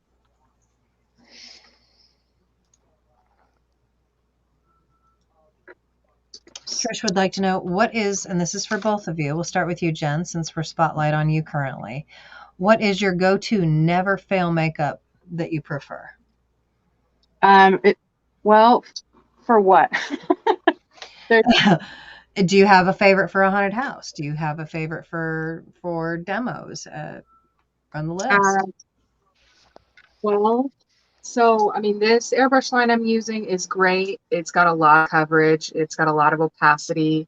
It's got a sealer built into it. You're getting a good bang for your buck. I don't know. I do stuff so unorthodox. I try to get outside the box and use things a little differently. I mean, you'd be really surprised at what you can do with makeup. Just with the airbrush line that we have now, I mix gold paint into it, and now I can use the paint on a prosthetic, and I can use it on, arms, and I can do all kinds of things. So I feel like when I started learning, each company had one or two really good products or one or two really good colors in their line. And I really try to focus on those and, keep those in my kits or use those as guidance and up our game in our lines. And so even though it's an airbrush line of product, you can still use it cleaning out the chip brush.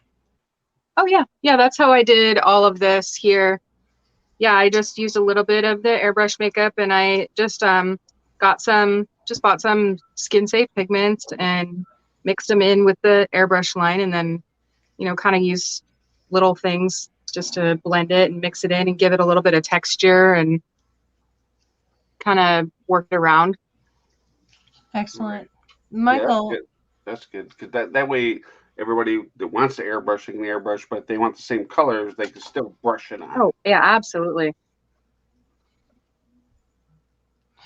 Yeah, well, I'm like the same. I like, I don't have a line of makeup, that I've made.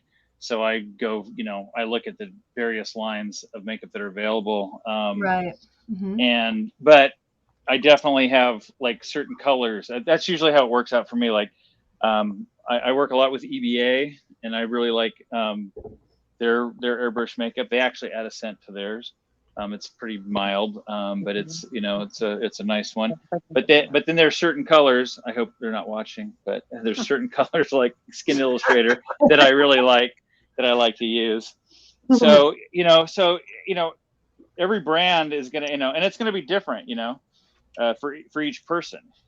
My go-to color for an undertone for a bruise might be a different purple than the next person. That Right. it's what I like. Yeah, So, sure. so what are you using to put the hair on? What's that? This is Pros-Aide. So I'm just laying down a bit of, and I'm using some Crepe Hair.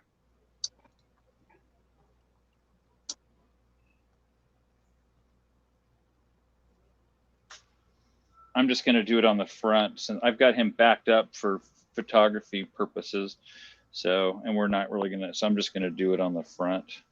I know you're in the middle of this, Michael. Anthony would like to know if he can get a close up on the teeth when your hands are not full. Sure.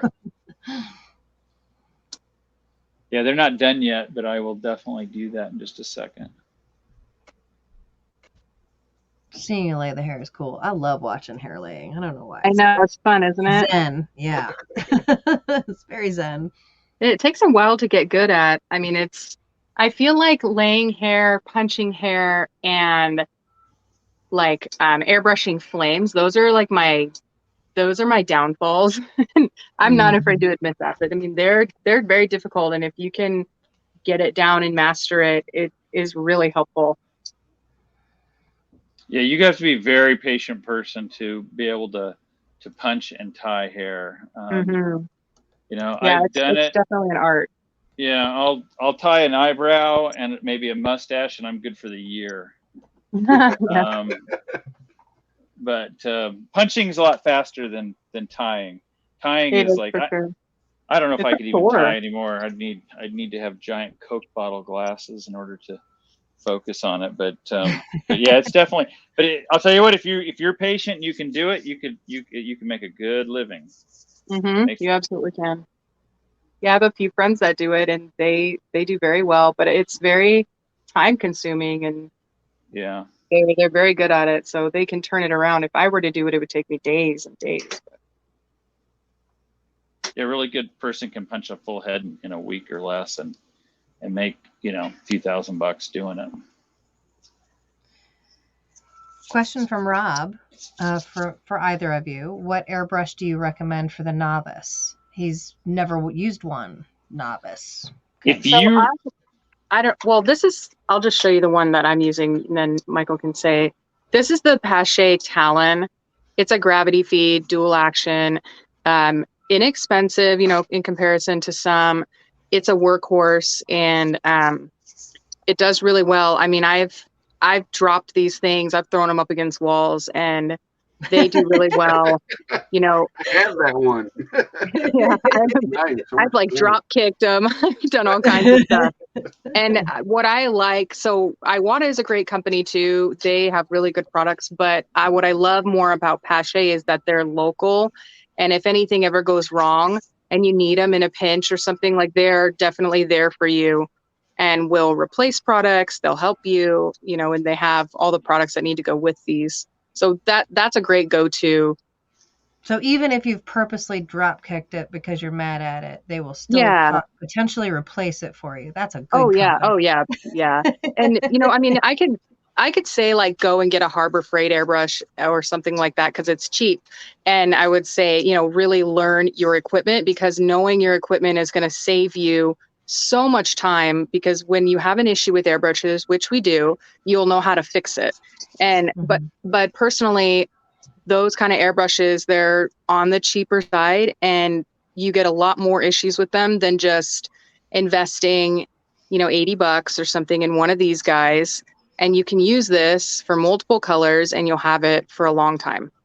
Amazing. Michael, what's Talon's your only opinion? $80. I think they're around $80 or so. Oh, 80 or $90. I don't quote me on that, but I don't think they're too bad. Right. yeah. I think if you go to like MHC, they have like you can buy them for like $80, and they don't have the So, packaging. They don't have the so we had packaging them. for it. Yeah, we had them in our booth this year at Transworld, and we had show specials on them. They were $60 in our booth, and it was like $100, and you got the entire kit with the, you know, airline and all the extra parts that you need. I mean, it was great. The going to those shows is so worth it if you're trying to stock up or buy stuff in quantity like that, because the price is there. You can't beat it. Yeah, and Pache will sell their scratch and dents a lot cheaper too. We have I buy those for the shop because when I bring people in, sometimes I think I still have my very first Pache that I bought 40 years ago. Well, not actually. Oh, cool. Probably 30 years ago. I wasn't airbrushing when I first started, but it's the needle and the cones have been replaced a few times, but yeah, Pache is definitely a great workhorse. That's the one that I started with. I would say you'll find if you're working on a movie set, most people are using Eclipses. Iwata Eclipse. That's this one here. Yeah, that's my other go-to is the same, or probably what Michael's using as well, is an Iwata Eclipse. I've had this one since I very first started, and these are quite a bit more expensive. I mean, I don't know. They both work pretty well. You get quite a bit more control at lower PSI with something like that. But if you're just starting out, I mean, Talons are great. Yeah, and if you really want to, you're not sure if you're going to do it, you can Harbor Freight. They don't do their coupon thing anymore, so you can't get a good deal with that. Oh no, it's such a bummer. Yeah, I know. The Harbor Freight ones are, are really, really cheap, but they, you get what you pay for. Yeah, absolutely. And so, but I know a couple shops. I know a guy, and he was even on Face Off back in the day, and I know that that's what he uses. He uses a Harbor Freight because he's really rough on them, and he essentially uses them as a disposable airbrush. Well, while we got a moment here, I just wanted to give you guys a time check. We're at 10:45. So, all right, we'll wrap it up here. No. Just wanted to make sure we give you guys some time to be able to like do close-ups and show off the final. Okay. I'll get ready and start putting some. We'll hold some questions for the time being so that y'all can focus more in on what you're doing and give us some descriptions of what's happening as you do it, so you can focus. We don't want to just bombard you all of a sudden at the end with like 2 minutes left saying, "All right, guys, finish it up."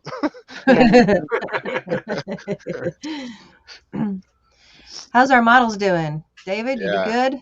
You doing good, David? I'm doing great. All right. And Holly is our other model. Yes. How are you doing, Holly? Are you hanging in there? I'm doing good. All right. He's a trooper. Thank you guys. Trooper. For being troopers tonight. Thank you guys. I know. I feel like they never. I don't know how to show as much gratitude as I really feel for people like this. When they dedicate a lot of their time to helping us out, because without them, like, we wouldn't be here. Yeah, we'd just be gluing it on ourselves. Yeah.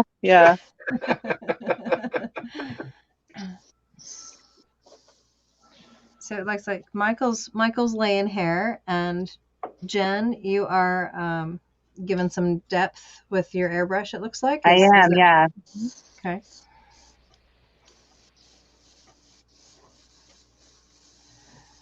Holly Shea says, "Bless your heart."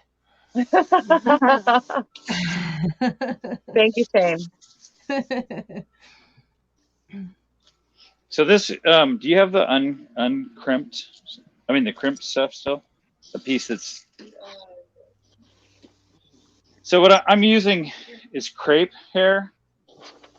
This is actually a wool, and it comes like this. So you can see it's braided, and then you basically you pull it out, and then depending on how kinky you want it, you can iron it and get it straightened out. But I'll tell you a really, if you have a beauty supply, like a decent sized beauty supply place, they sell hair that's used for extensions. It's like, I think it's, I don't know, what do they run now? $4 or $5 for a package? $2 or $3. They're really cheap. You can get this hair. This is really, really fine. And I like this for certain things, you know. It's a monocrylic fiber and it comes in all different colors, and we use that for a ton of stuff. And it's really, really cheap. You know, I know a guy who made a whole Wookiee costume out of it. And you can get it at most decent sized beauty supplies that sell wigs and wig supplies. Excellent. So it's an acrylic, or is it like a canaculon, a synthetic? Yeah, synthetic. Okay. This is wool. This is actually like a mohair wool. Yeah. Okay. A little. This is a little coarser than mohair, but it's like that. And this you would get at a theatrical supply place. Okay.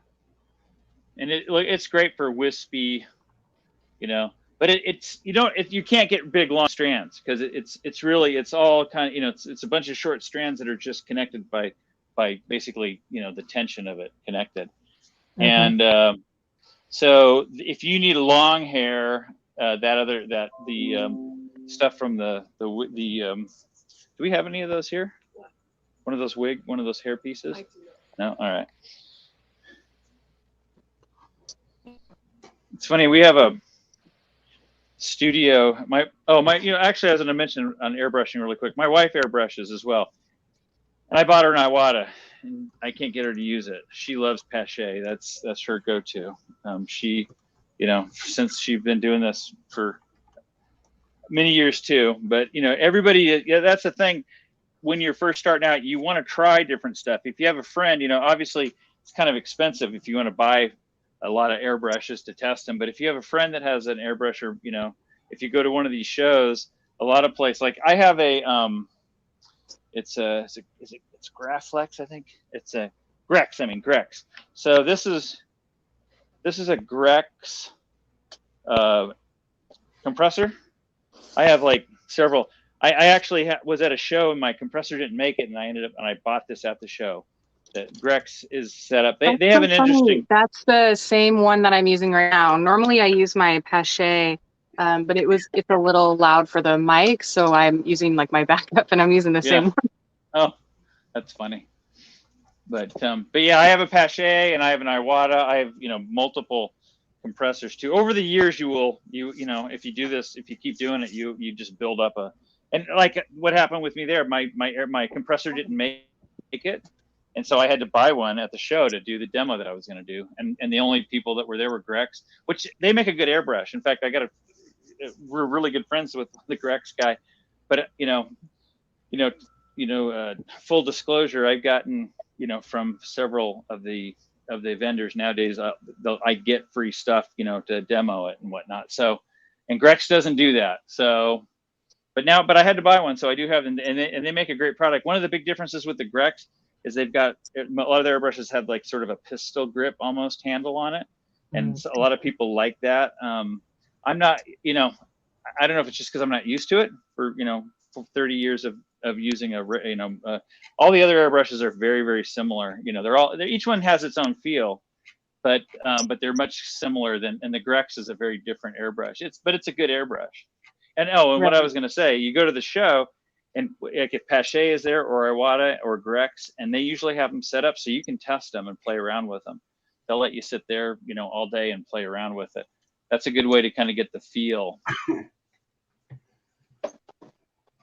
All right. So now, so this guy came. Actually, I'm going to show that. We'll do a little tooth. Here's the teeth.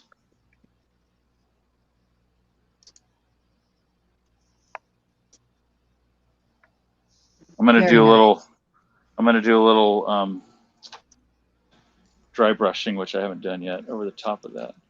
All right, come on, focus. Focus. Okay. There we go. Excellent.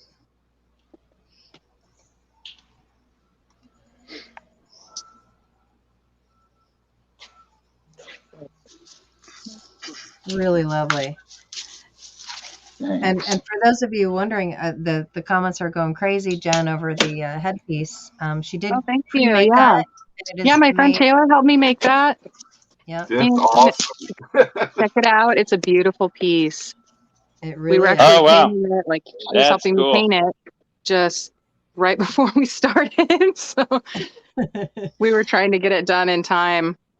And this was made of EVA foam, correct? Yep, EVA foam. We heat treated, used contact cement.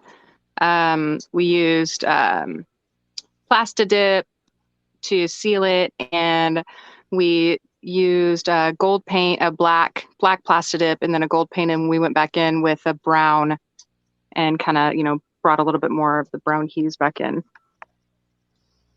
Absolutely. And I'm going to move this back a little bit so she can stand it.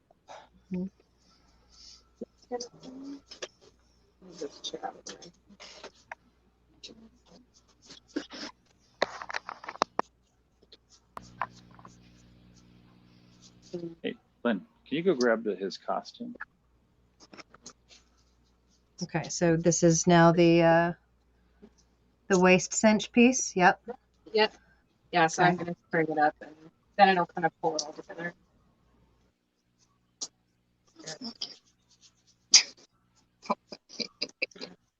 It's true that every good makeup needs a fantastic costume to pull it together, right?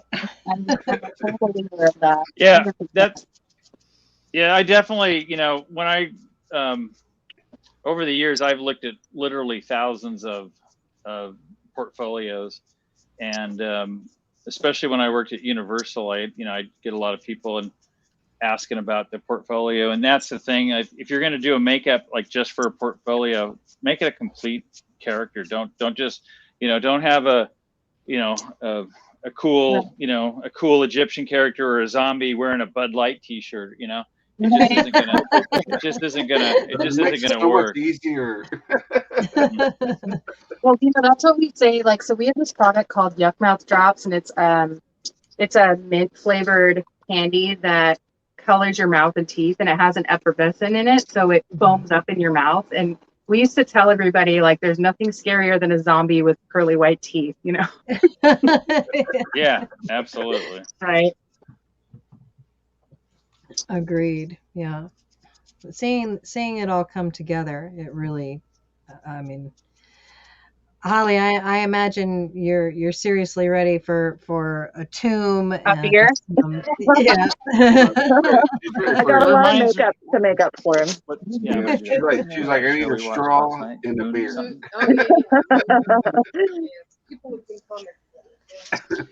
Yeah, there's this. I think it's on the Disney Channel. There's this new show that just started. It's Moon Knight. Moon Knight, yeah, and that your headpiece and everything is very reminiscent of the last episode. Oh, cool! Yeah, actually, someone mentioned that in the comments. Yeah, it's a really cool show. Yeah, that's awesome. We must have had the same ideas going on there. Yeah, well, yeah, it's all Egyptian themed. Cool, yeah. The show. Wait a minute, no, this is backwards. Well, this is definitely all Egyptian influenced. We looked up a lot of the history and things, so it was cool to be able to bring some of that into this.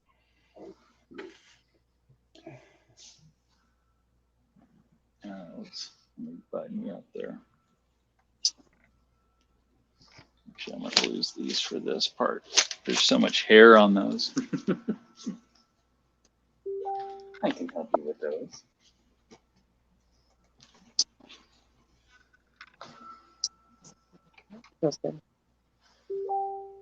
Actually, I'm not going to button that for you. Is it? Where's his tie? It was in the pocket.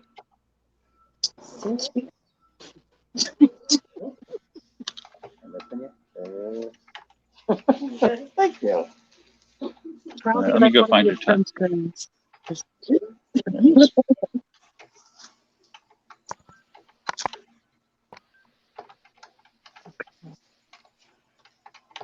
So maybe I can bring this. I'm gonna go over on this side.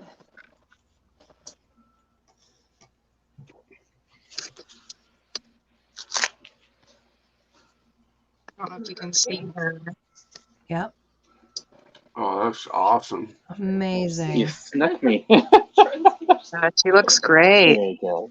So great, Jennifer. Incredible. Well, I would definitely not have been able to do this without Holly or Taylor. They both helped out so much, and this is awesome. I love putting pieces like this together. I hope you get some fantastic photos of this tonight before y'all start pulling it off, because oh yes, amazing, Right. Holly. Go ahead and have a So seat. good. Looks Jennifer, great. Taylor, great job. Yep. Incredible. I don't know if I can take the camera. I kind of want to show you guys a little close up. Yeah. See if I can do this gently. I'm sorry. There you go. Okay. Yeah, there it is.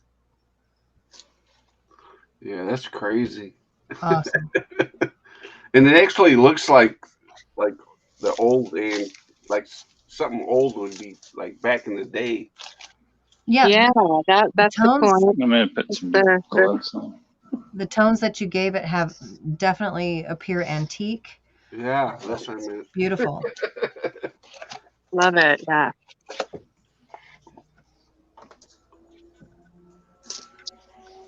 Gorgeous. Yeah. The chat is just blowing up right now. Well done. Okay, Well great, done, great, Taylor, thank you. Holly, and Jennifer.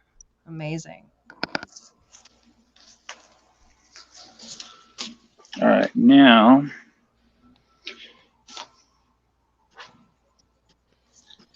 grab a new brush. She looks good. Jen, do you mind going up into the details of the forehead there? I just want to see. Wow, look at that. That's great. Yeah, it's way beyond my skills. Yeah.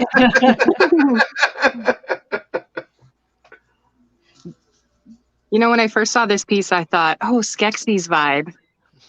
Yeah, in the beak for sure. Yeah, and right? That depth that you've In got that forehead. Mm-hmm. And I was like, I feel like I can do something better. I Love don't know it. if there's much better than the Skeksis. They're pretty awesome. I'd say that this is definitely a rival, my friend. Definitely a rival. Well done. Thank you. She looks great. Yes, she does. Awesome. Cool. All right. All right, So so now I'm adding some Spanish moss here because, you know, if you've been buried for a few years and you dig out, there's going to be a little residual stuff.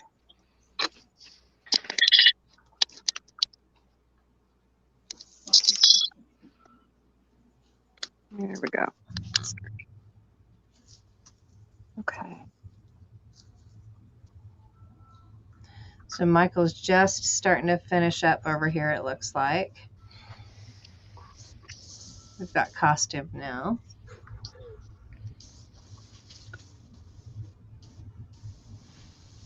What are you just using? Elmer's glue for that, Mike? No, this is a Pros-Aide. The Pros-Aide, okay. Yeah. Elmer's glue. What am I talking about? It's very Elmer's glue-like, but it, you know, it's water-based, but it's much tackier.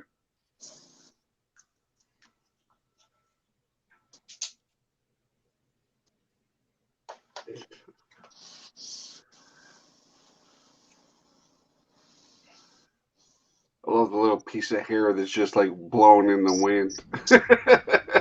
It's fantastic. It really adds to the Yeah, it vibe. looks great. Thanks. Hey, it looks great. All right, now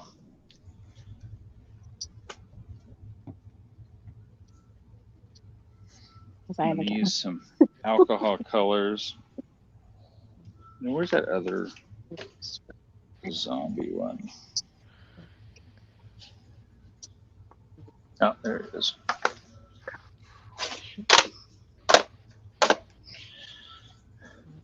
And what's this that you're about So to do? this here, is Michael? alcohol.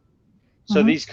these colors are like, actually this color right here is a solid. Basically what it is alcohol makeups are highly pigmented. You know, it's almost pure pigment suspended in 99% alcohol.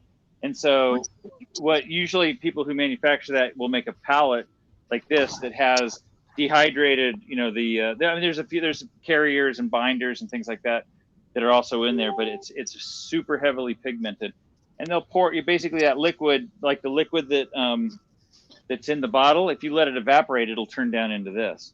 So these are the matching colors. This is that bruise tone that I used before. And if I dip a brush in alcohol, it'll activate it. Okay. Cool. Michael, we definitely want to see some close-ups of the character when you get a Oh chance. yeah, I'm gonna bloody up around his mouth, and then I will do that.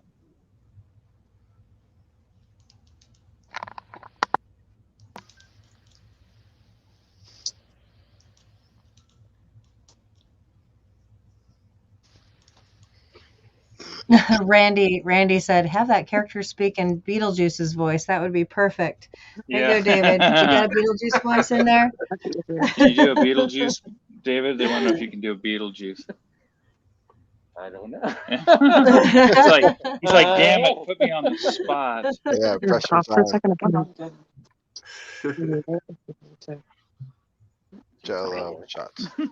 Oh, you go, Holly. Yes, ma'am. Well, we put her drink in a little cup because she tries to drink and the beak gets in the way, so it's just under the brush. I told you to get that straw, man. I know. I didn't think about it. I should have. Always plan ahead for your models. Yep, straws are a must. Straws. Yeah. Oh yeah. Mm-hmm. Definitely a must.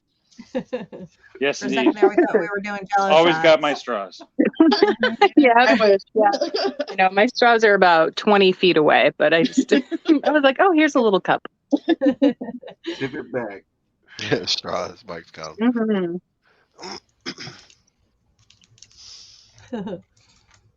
Oh, okay. I see the depth coming out now, Michael. And there's great appreciation out there for the fact that, especially from Trish, who appreciates how you explain and teach about what you're doing and using. Both of you have been amazing with that tonight. We're grateful Yeah, for Michael's it. definitely, he's really good at that. And you as well, Jennifer, for sure. Yeah.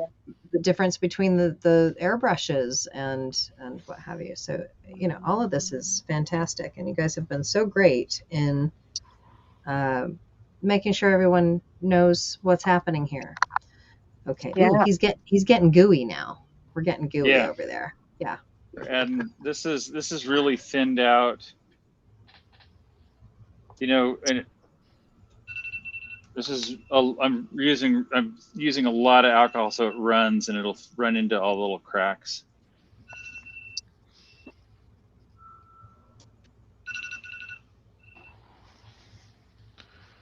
All right, I'm going to put a little bit more.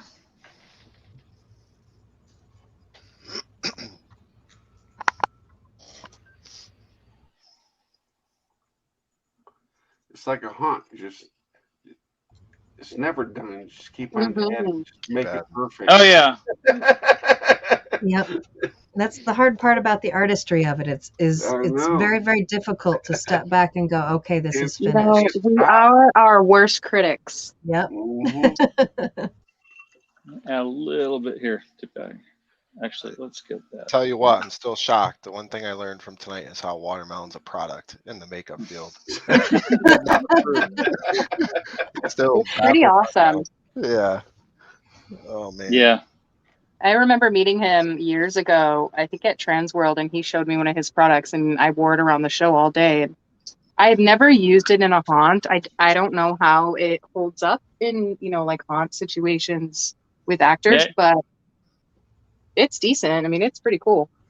Yeah, no, it holds up pretty well. He made when I was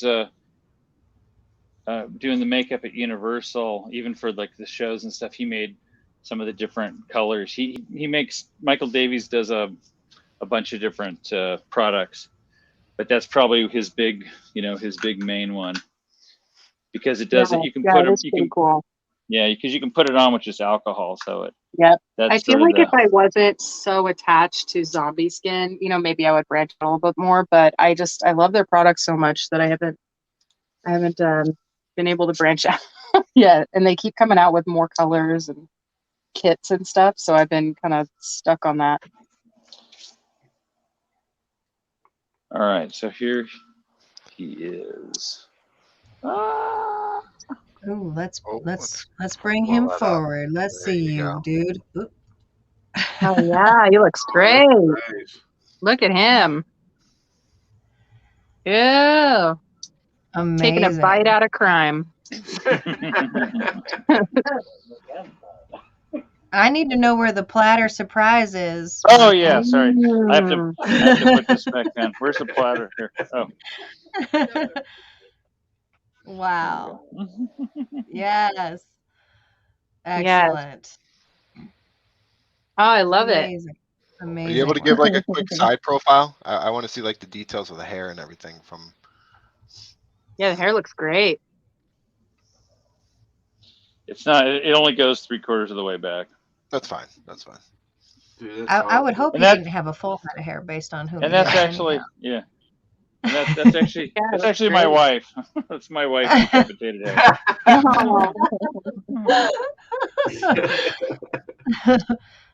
Amazing. David, you look phenomenal. Working She the said you look character phenomenal. too. Yeah, Mhm. David's great. Yeah, it looks great. Thanks. Excellent. Wonderful. I hope you get some photos as well Yay. tonight, Michael. I'd love to put these in. Yeah, you for the guys replay as well. before Yeah. they break them down, definitely take some pictures and Oh post yeah, them we'll definitely take lots of pictures in the and comment we'll post them section there. online for you guys. And if Yeah. anybody has any questions or they want to know how to do something like this, I'm more than happy to explain to them. I'm happy to answer any questions or help them through a project. I mean, somebody helped me when I first started and I wouldn't be here without them. So, message me or Google it or look on YouTube. Like, don't think that there's no answer out there. There's always an answer. Yeah, It just might not be amazing. conventional. We like that as haunters. We don't want to have to conform to anything. We like being able to come up with new solutions. I think that's fantastic. Thank you, Jennifer. Yeah. Right on. Yeah. Very cool. Awesome. Well, thank you to all of our actors, we'll call them tonight, for getting all the makeup done, sitting for 2 hours. The real strugglers. Yeah, we really appreciate you guys. Yeah, but and Phil, you made it all the way through to the end. I did. You did. Yes. know.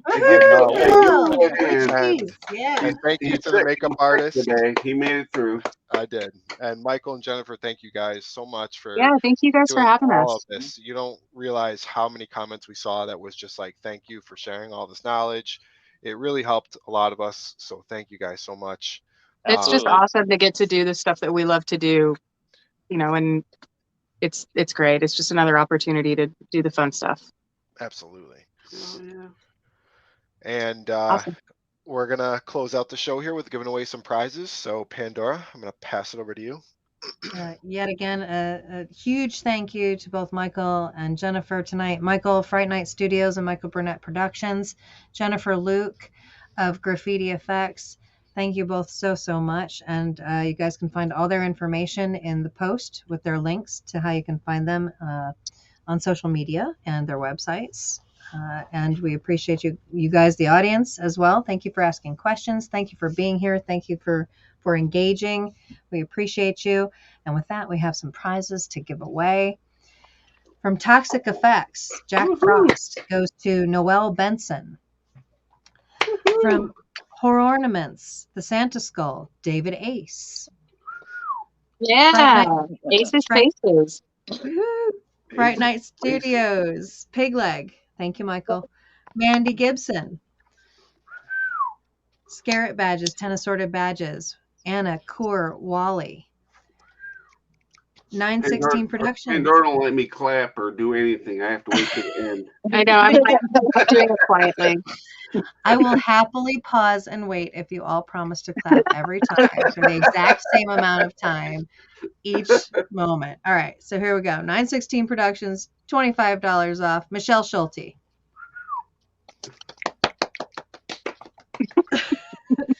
Halloween Shirt Company, free shirt, Therese Hansel. Yeah. Give us the size. We need the size. Yep. Please make sure you mention your size when you message Jose Therese. Froggy's Fog, Gallon of Bog Fog, George Bauman. George Bowman, yeah. Georgie. Ned's LEDs, 5-pack sampler, Hessian Manor. Hey, Miles. It's not a 5-pack sampler.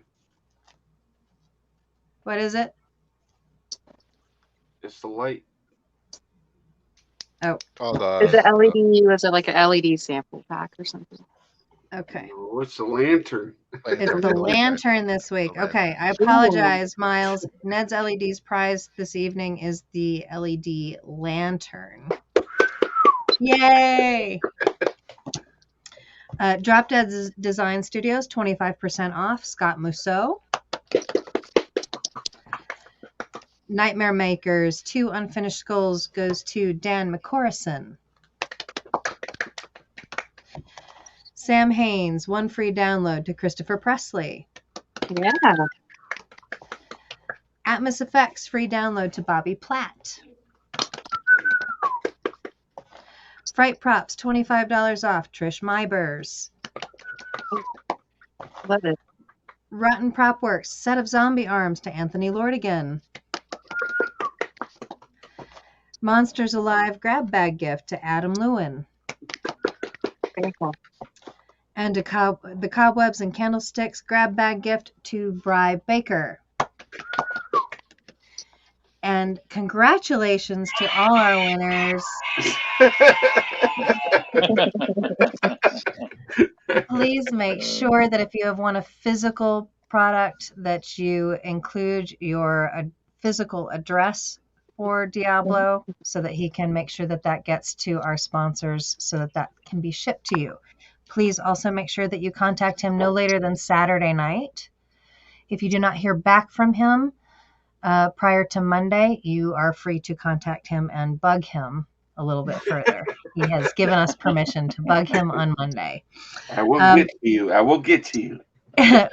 Also, just a reminder, VFX Creates is also one of our sponsors this year, and we have only 2 shows left this season, and we will give away that VFX prize on our season finale, which will be 2 weeks from now. So thank you so much to all our sponsors. We appreciate you all so much. That includes you, Michael. Thank you for you. And please make sure you go see them for all your haunt needs. We appreciate you. Thank you again. Awesome. And before I pass Thank it over you. to Diablo to close out the show, I just want to, give one more big shout out to our makeup artists tonight. Show off their work one more final time. Thank you. Dude, that's And awesome. then Michael. Awesome. We And, hope to be at that level one day. Yeah. And again, Someday. if you Love won a it. prize, please share it on the Hangout. Whether you get a coupon code or a physical prize, if you use the coupon code and you buy something with it, show it. Take a picture, share it on the Hangout. Support our sponsors, and we appreciate everything. And we'll see you guys next week. Diablo, I'll pass over to you if you had anything else to say. Yeah, we want to thank everybody for coming on. You guys are amazing. The makeup jobs you guys did was like, Thank you guys. it was mind blowing. It's Thank you. awesome. Thank you. Next week We appreciate you guys. Next week Thanks. we have a prop making show, and that's all the YouTubers that make props and share it with everybody. So I hope you guys tune in next should be a week good one, on too. Thursday.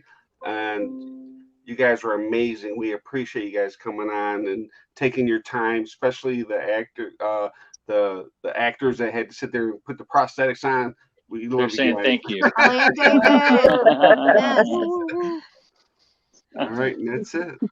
Thank you, guys. We'll see you next week. Well, he gets a big snack after we're done. I'm gonna let him Yeah. eat. He gets to eat the Yeah. head. All And right. you let me eat your wife.